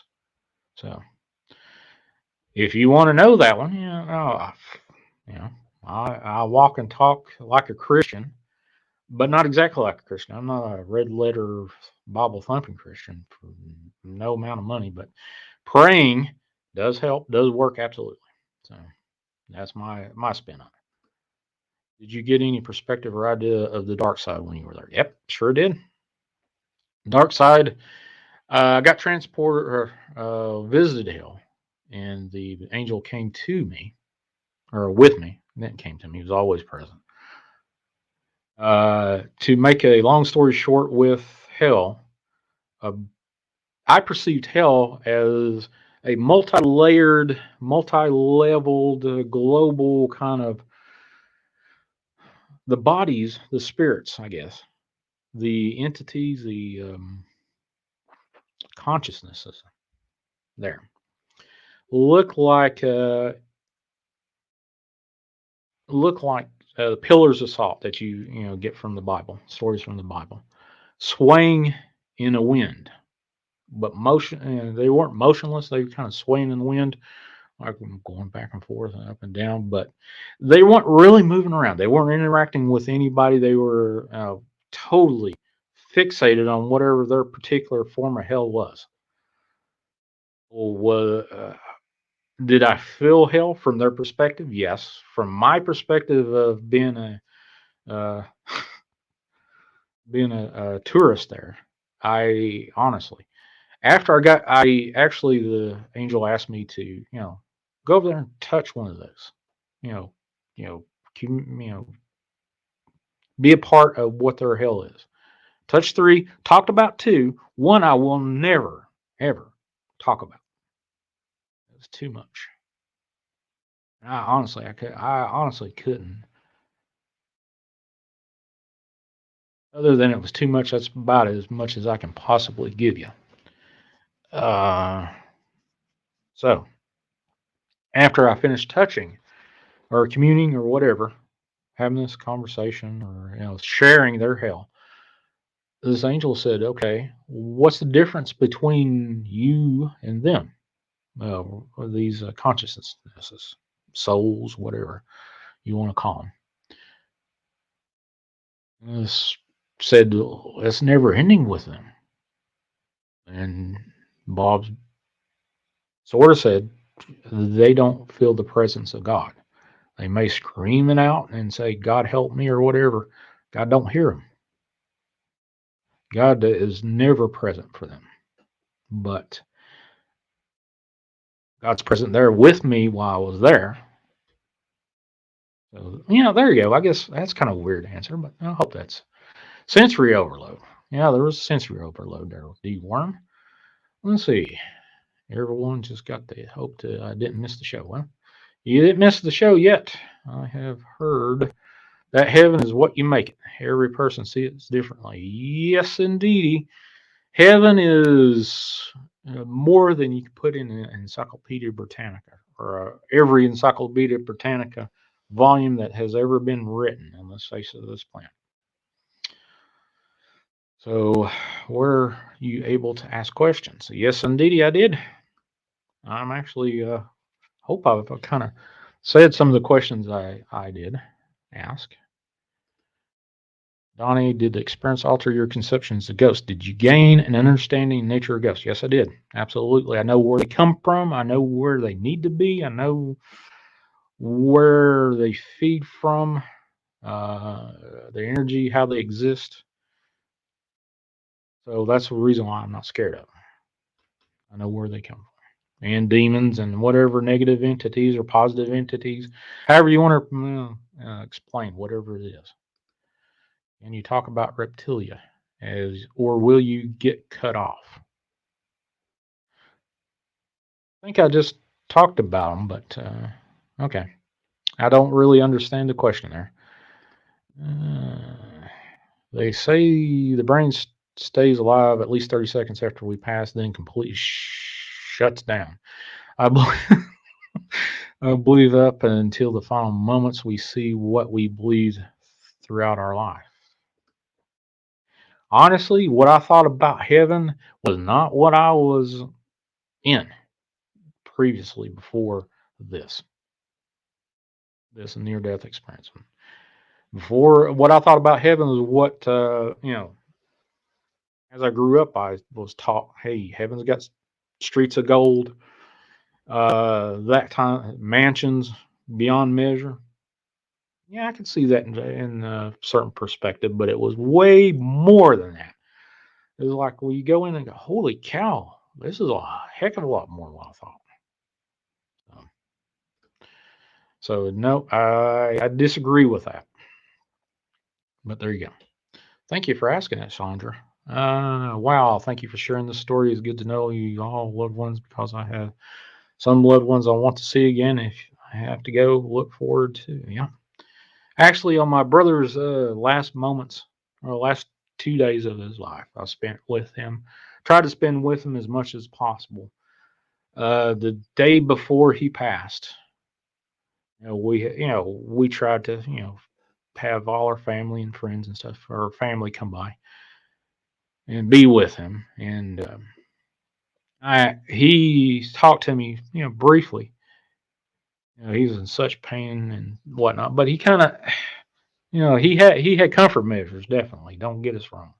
He had a hospice there, and they tried to keep his comfortable as possible. But he looked at me and mouthed out, "I don't want to go. I don't want to die." And I don't know what I'm saying. Well, heaven, loved ones go. Yeah, here's this is what sparked that memory. I said a prayer at that point. At that point, it was a second ago. So, to me, perceptually, I asked God, said, please share with him what is to come so it can, help him out. Now, I did not know this until after my sister, came back after we had funeral services and all this and said, Travis, on the night before he passed, said he was breathing so hard, literally, like he was just running. He was breathing that hard. Obviously, he probably had a pulmonary edema or pulmonary edema, pulmonary embolus, whatever happening to him, and it was causing him to, he was breathing like he was running a triathlon. And he suddenly raised up and started looking up at the ceiling, according to my sister. I wasn't there, so I'm just going by what my sister told me. And he started saying, "Oh, hi, hi." And she said he was waving, and his emotional demeanor changed to elation. He was elated, waving at people that he knew, according to what she told me. So that was a good thing. Mm. Well, thank you there, Sue. I always perceived the universe as a physical body of God, and God is its soul. Uh, that's another. That's the part where I don't have the words to. I wouldn't even think if I was a poet, I could put into words what that means, what the God means, what God is to the universe. We are, as I was shown, what God is. God is. It's like this body is part of God. That makes sense. Not to. I'm not trying to sell I'm not trying to sell a religion at all. This is my perception, minus any kind of vernacular. I may have said a Christian prayer before this show, and I will say one after the show. But I'm not trying to sell a religion whatsoever. But God is as close to me as the back of my hand or inside of my hand is to me right now.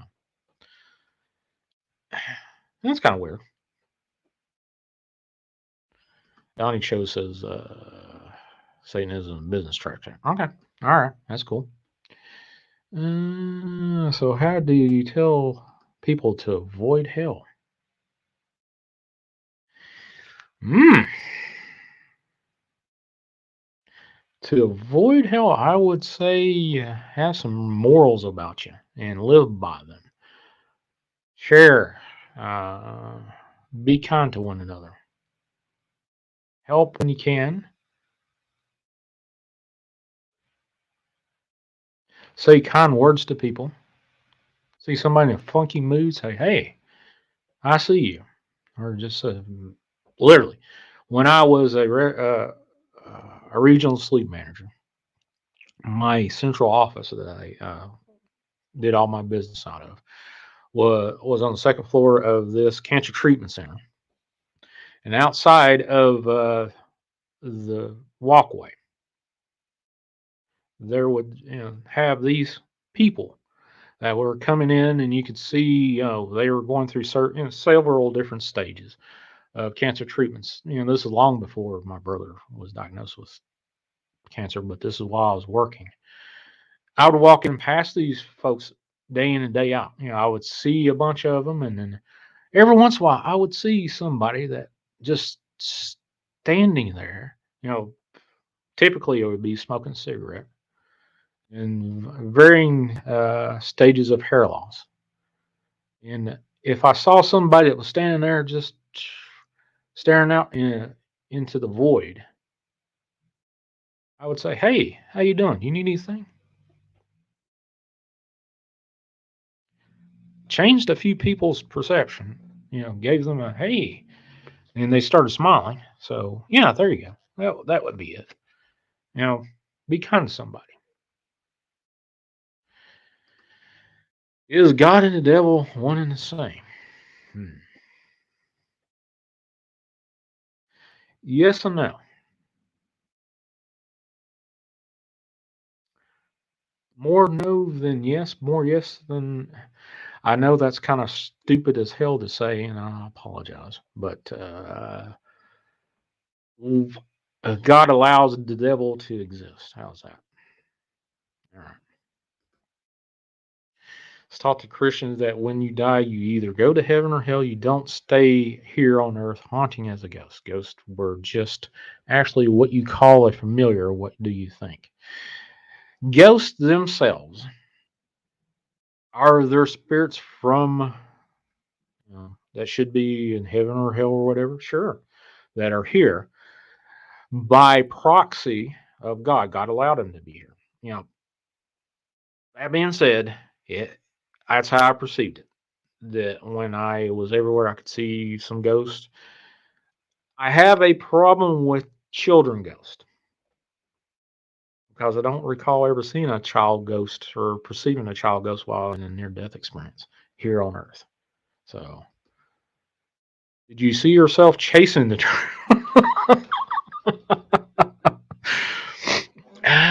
yeah, no. That's a cool question. I don't have an answer for that. Let me think about it. Hopefully, I can give you an answer. Um, chasing the truth. I guess so. Let's see. Anything else here? Marquita. Thank you, Marquita, for carrying that wrench there. Let's see. James, I always wondered why God would have to need an army like it says in the Bible. I will tell you this, to try to understand why God does something, uh, you just can't do it. You would have to be God to explain that. I just don't have the necessary faculties to tell you why God does something. God does it because He does it. Not, that's about it. Let's see. Anybody else? I'm trying to run through this and answer some questions. Yeah. Oh yeah. Yeah. Forgive you will not be forgiven. Well, here you go for Michelle. If anybody in my life I have ever crossed or thought I had done something to them that was utterly um, adversely affecting to them in any shape, form, or manner, please forgive me. And I mean that. I'm just human. So there you go. Anybody that heard that or will hear that, please forgive me. And if you want to tell me about it, go right ahead. I hope maybe.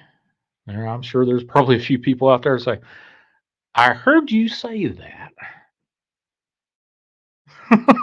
but so but I earnestly beg for your forgiveness. And as God is my witness, I am saying that right now. For whoever it is that needs to hear that. There you go. Let's see. Michelle. Angel. Okay. Are there angels in heaven? Absolutely. No doubt. I guess I'm at the end of the question thing. So where are we at? 2 hours even in 2 minutes. All right. So for our thoughts are not his thoughts. Yeah, I guess yeah, that makes sense. Yeah, Sean, you hung up on Pizza Man. Please forgive him. Yeah, sure, why not? I hung up for Pizza Man. Well, I couldn't handle his pizza order. I didn't have the thing to fix his order problem. So yeah, I think this is a pretty good time to maybe ask. Do you guys want any more answers? You want got any more questions? Uh, yeah, sorry. Darkwoods, I apologize for hanging up with you on the. If that hurt you, I apologize. But yeah, I honestly, yeah, I know a few people that I have,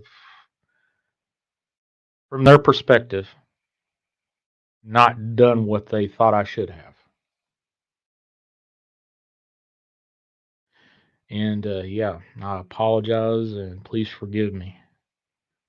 I would explain it, but I will just forgive me. I'm not going to try to explain anything unless you ask me. I will then try to explain it. But if you will take my face value apology to those folks, what the heck's that? Hold on just a second. Let me click whatever this message is. Oh, okay. I don't know what that means, but okay. Let's see. Again, for the apology, for the beg for forgiveness. If anybody out there, let me restate this. I want to make it perfectly clear. If whatever reason you have a perception that I tried to do something wrong by you, did something to you that you absolutely did not care for or utterly hate me for, or whatever it is that separated you from me or whatever.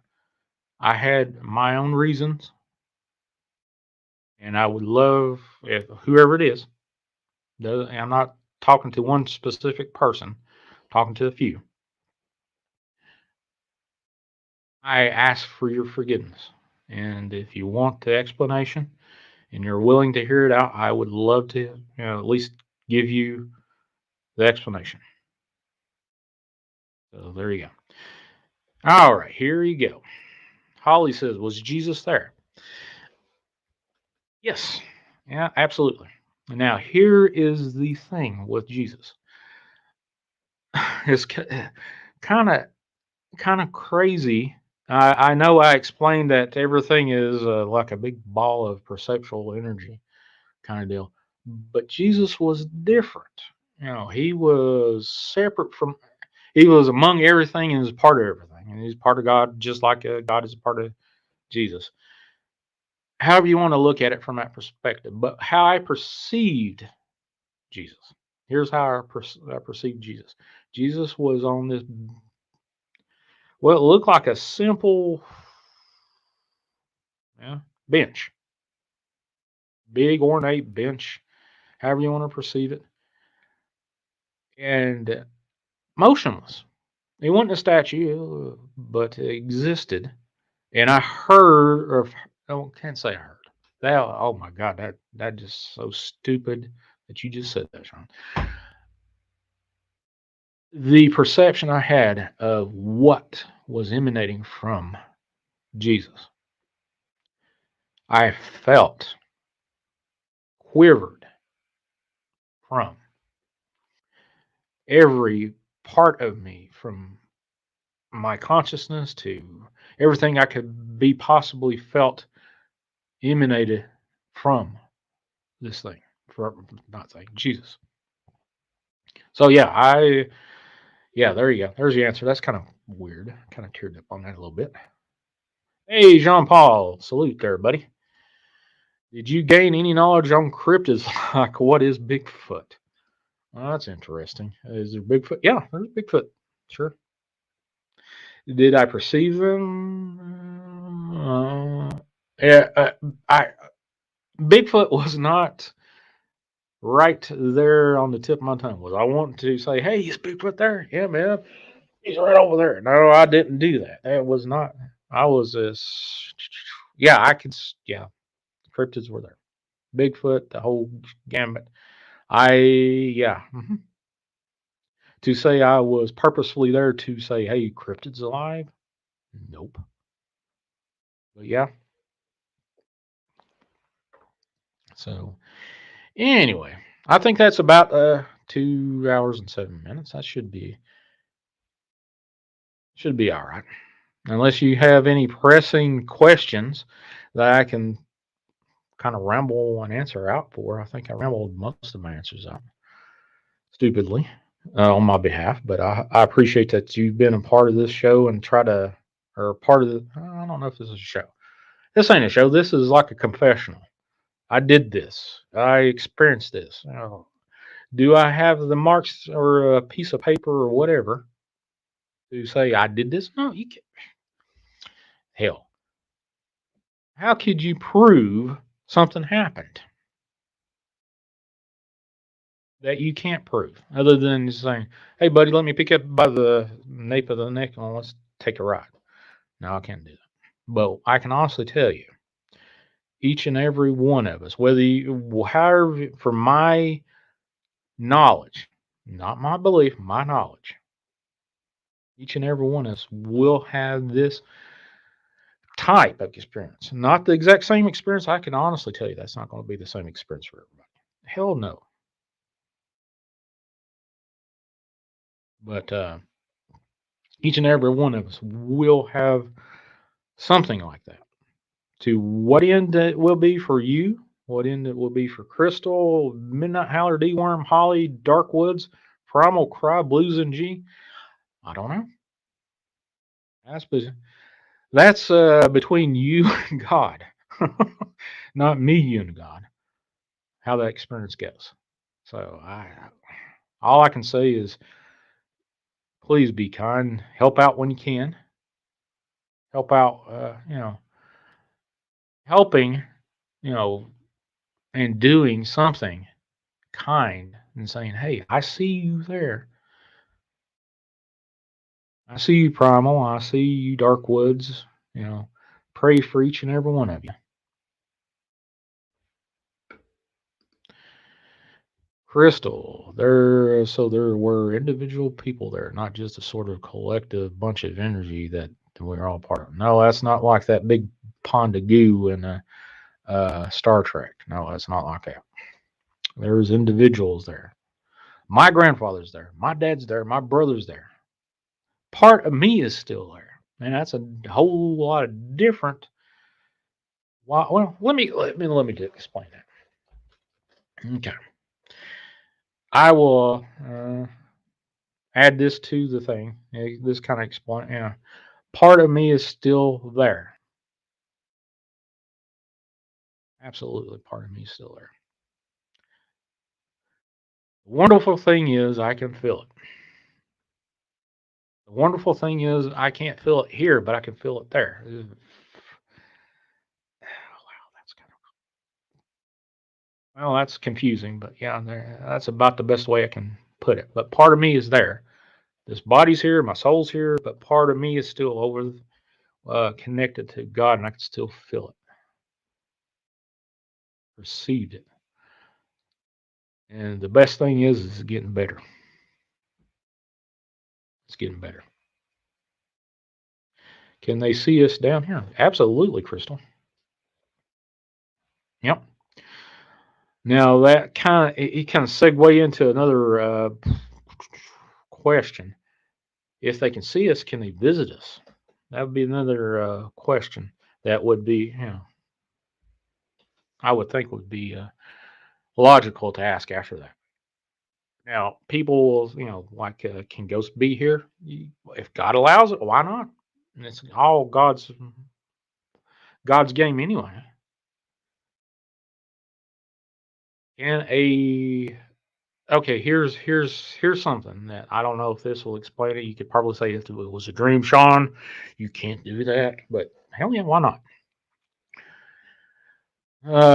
If God needed to send whoever back in their soul form or whatever as a ghost or however you want to explain or compact that into a finely detailed piece that you could put in on a piece of paper, however you want to spell that out. If God allowed that, that would be at the God's will. That's fine. I don't have any problems with it. If that, if some books, Bible, literature, whatever, said no, that's not true. Okay, well, if God did it and said, "Hey, God did it," that's God. If it, if a piece of paper with some writing on it, if it's in the Bible and God allowed it, that's not in the Bible, why not? I don't have any problems with that. So, yeah, can God allow some entity, form of angel or person that had passed on come back and visit somebody? Yeah, absolutely. My grandfather visited me in a dream. I know you say dream, Sean. I absolutely believe our dreams is our ability to touch that other side. So yeah, I believe that.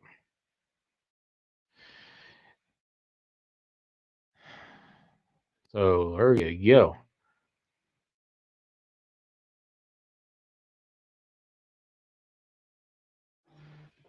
Uh,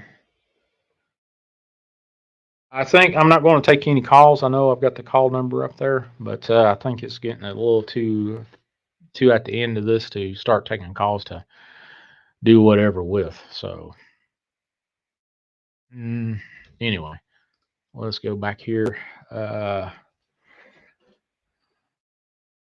let's see, Michelle. I truly believe that we were there before we were here. I feel like this is not a place, and I long to be home with the Lord. Yes, absolutely. That we were there before we were here, and we are there after here. Yeah. Are we here to learn lessons? Yeah.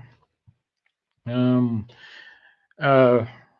Who was the lady that I spoke with? I absolutely believe she had a near-death experience.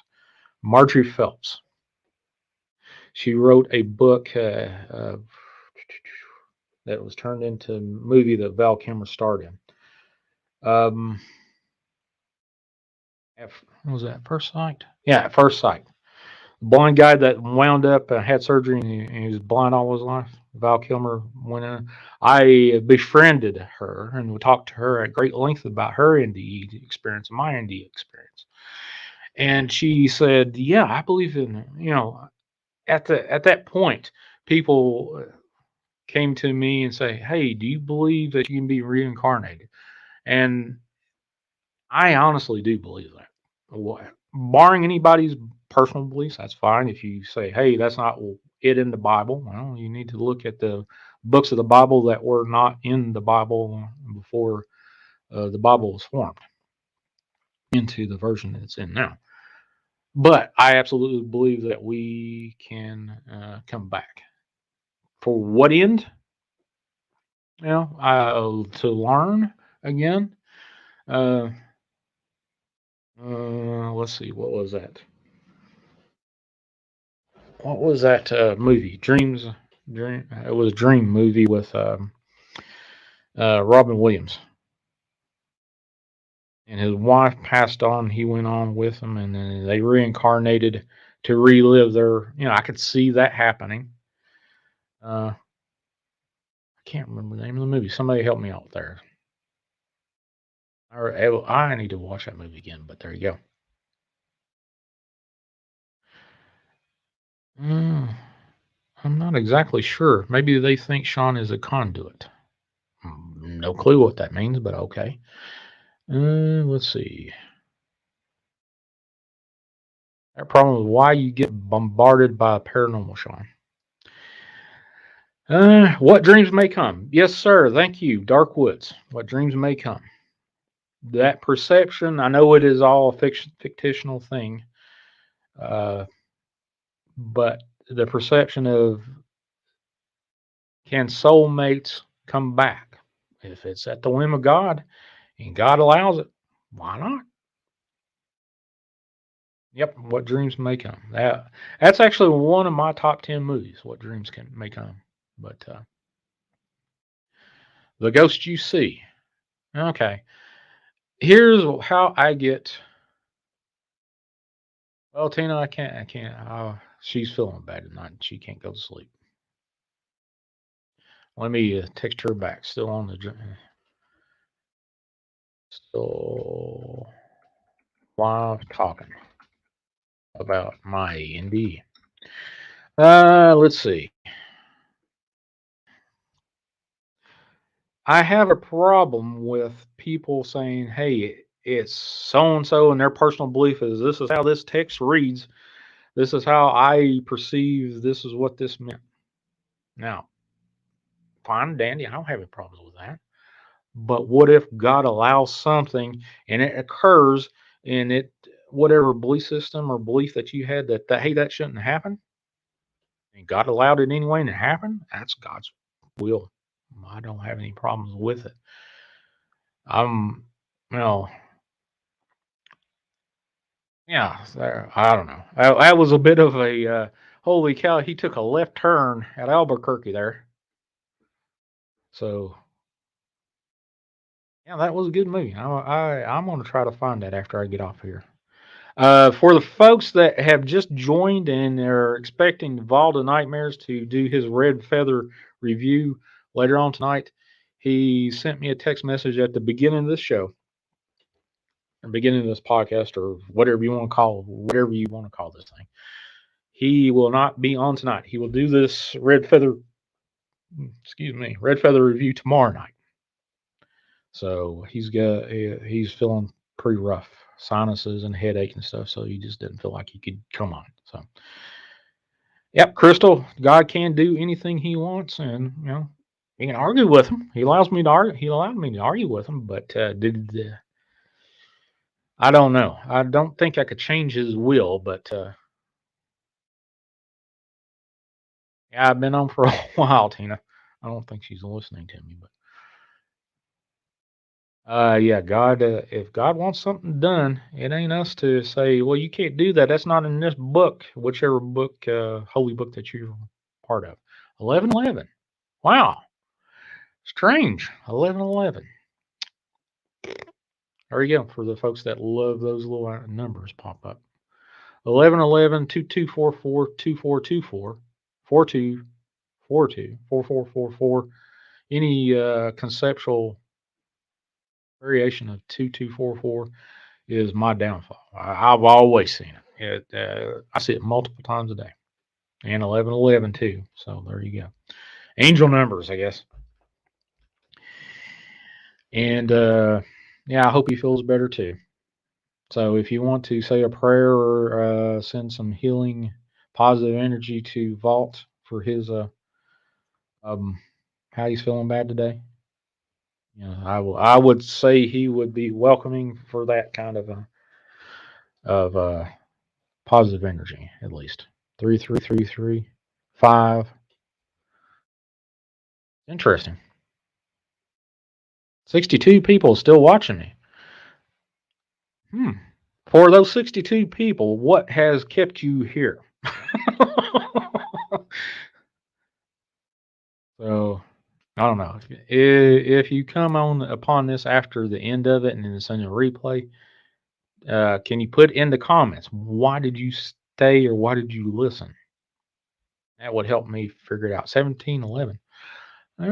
Well, that's cool. But yeah. So, folks, this indie Q&A is kind of haphazardly dissecting something. Blue Moon Sense. Well, I appreciate that, honey. I really do. And thank you so much. You have been a godsend to me. Holy cow. You have helped me through a whole lot, and I appreciate it. You are one of those friends in a million. You and Tina. Sean G, I'm here listening and learning, Chev says. That's cool. Bought us all together. His name is Sean G. Well, I appreciate that. Appreciate that. So if you want to leave that, for the folks that catch this as a replay, just put it in the comments. If you make it this far and I kept your attention to the end, or you just say, well, let's find out what happened at the end, and you want to jump to the other one, to the other end and find out how this thing ended, well, tell me why you stayed so long or why you listened in the comments. I'd love to at least see why you said it, positive, negative, whatever.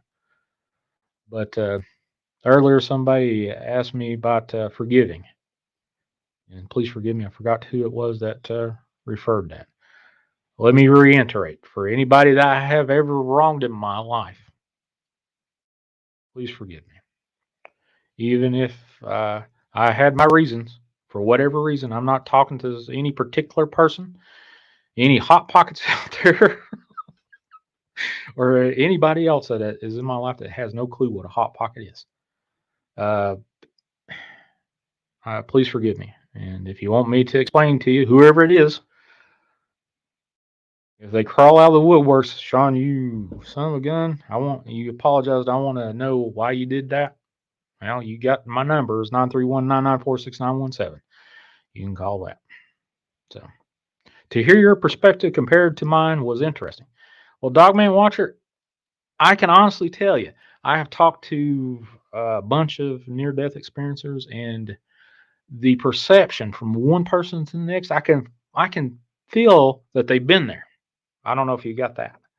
I can feel they've been there talking to me, and their perception. Some of the stuff I can say, yeah, I remember that, and some of it's like, no, I don't really recall it, but I can see how that could happen. So yeah. Change the mouse batteries. Oh man, that must be a an emergency alert there. So anyway, there you go. And the hot pockets will explode in the microwave. Yeah, hot pockets will explode. But again, for the folks that need to hear that, all right, sincerely, even if you think I won't apologize or can't apologize to you, I apologize to you. And if it takes to the other side to say, hey, I was in earnest to say that, to prove to you, which, honestly, after this life is over and we cross over, truth stands. So if it takes that long to prove that I apologize, why not? It's only a second to me. There you go. All right, folks. Tina's tossing and turning. She looks like she. Hold on a second. Let's see what Tina this Friday. Lakea. Oh, she's still in the chat. I'll have to contact her tomorrow. Tentatively, Lakea's of All Nightmares wife is supposed to be a guest on our show Friday with Southern Supernatural. And don't hold me to it because she has not confirmed it yet. I just have not had her confirmation. She said, I'll think about it and let you know. So I don't know yet. So that's tentatively. If not, we'll do a fun call-in show and see, laugh a lot and get creepy a lot and stuff on that Friday show. Oh, she said, I didn't mean to bother you. Well, you didn't bother me. Anyway, that being said, folks, I think I've hit the end where probably could put a stick pin in it and settle down and say, okay, I've done it. I've done another NDE show, which honestly I have not. I repeat, have not even scratched the surface. If you could say, well, if the surface was the top of this desk, I probably removed one particle of dust off the top of it. What I have shared and all my NDE conversations with everybody combined. Even if you think I've told you as much as I could possibly tell you, I've got tons more. So here we go. Anyway, please forgive my hair because of reasons. But when I say prayer, I try to remove any kind of head adornment. My Nike hat needs to come off. So here we go. I think what I'm going to do. Why not? This is actually pretty good. Add me a Thoria. God love you. You gave me this prayer, and this actually helped. But this is called a perimeter prayer, written by Ripperger, priest. Lord Jesus Christ, in thy love, mercy, establish a perimeter of protection around myself and everyone that hears me and has participated in this show, and all our loved ones, those who pray for us, and those loved ones.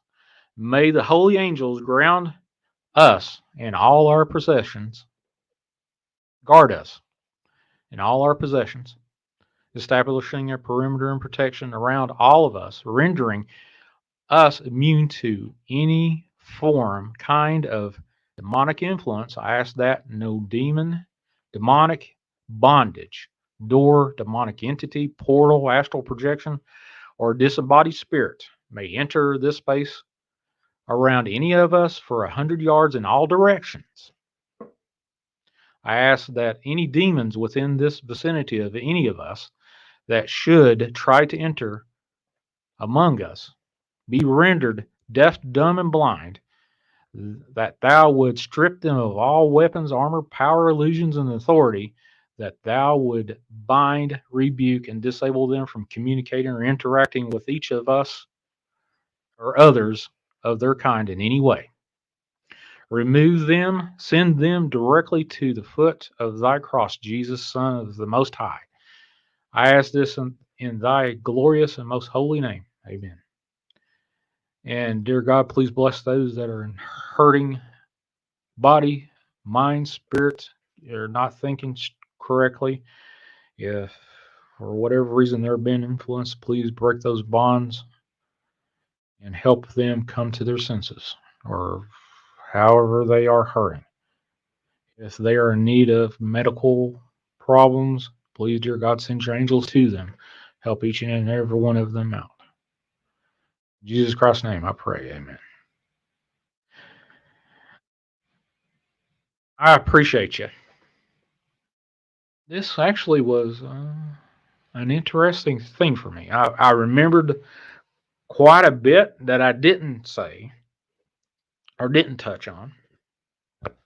Now that I got my prayer over, let's get this hat back on. I appreciate you. Thank you for whatever reason you stayed around. That was a hell of a thing.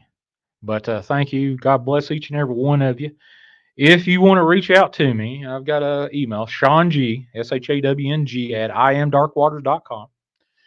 And that number 931-994-6917, you can call that. Email me. Bonite, everyone. There's Blue Moon Sense. Yes, indeed. Good night, folks. But yeah, God bless you. And God be with you and be safe, healthy. Be kind to somebody and say hello if you see somebody that says, "Hey, I know he or she's not having a good time." Here and there, back again, deworm. Well, that's interesting. But folks, I appreciate you. I will probably be on Vault show tomorrow night. Again, Vault's not going to be on tonight. He said he probably would be doing a Red Feather review, but he'll be on tomorrow night. So don't be looking for him tonight. Tomorrow night is the Vault of Nightmares thing. Don't forget me Friday and Saturday. Friday, my co-host for Southern Supernatural, Tina Bice, will be with me, and maybe, tentatively, of all Nightmare's wife, Lakea, will be with us as a guest, and this is actually going to be her first guest appearance if she agrees to it. Hopefully she will. I think it'd be fun to hear her perspective of the world from a Lakea point of view.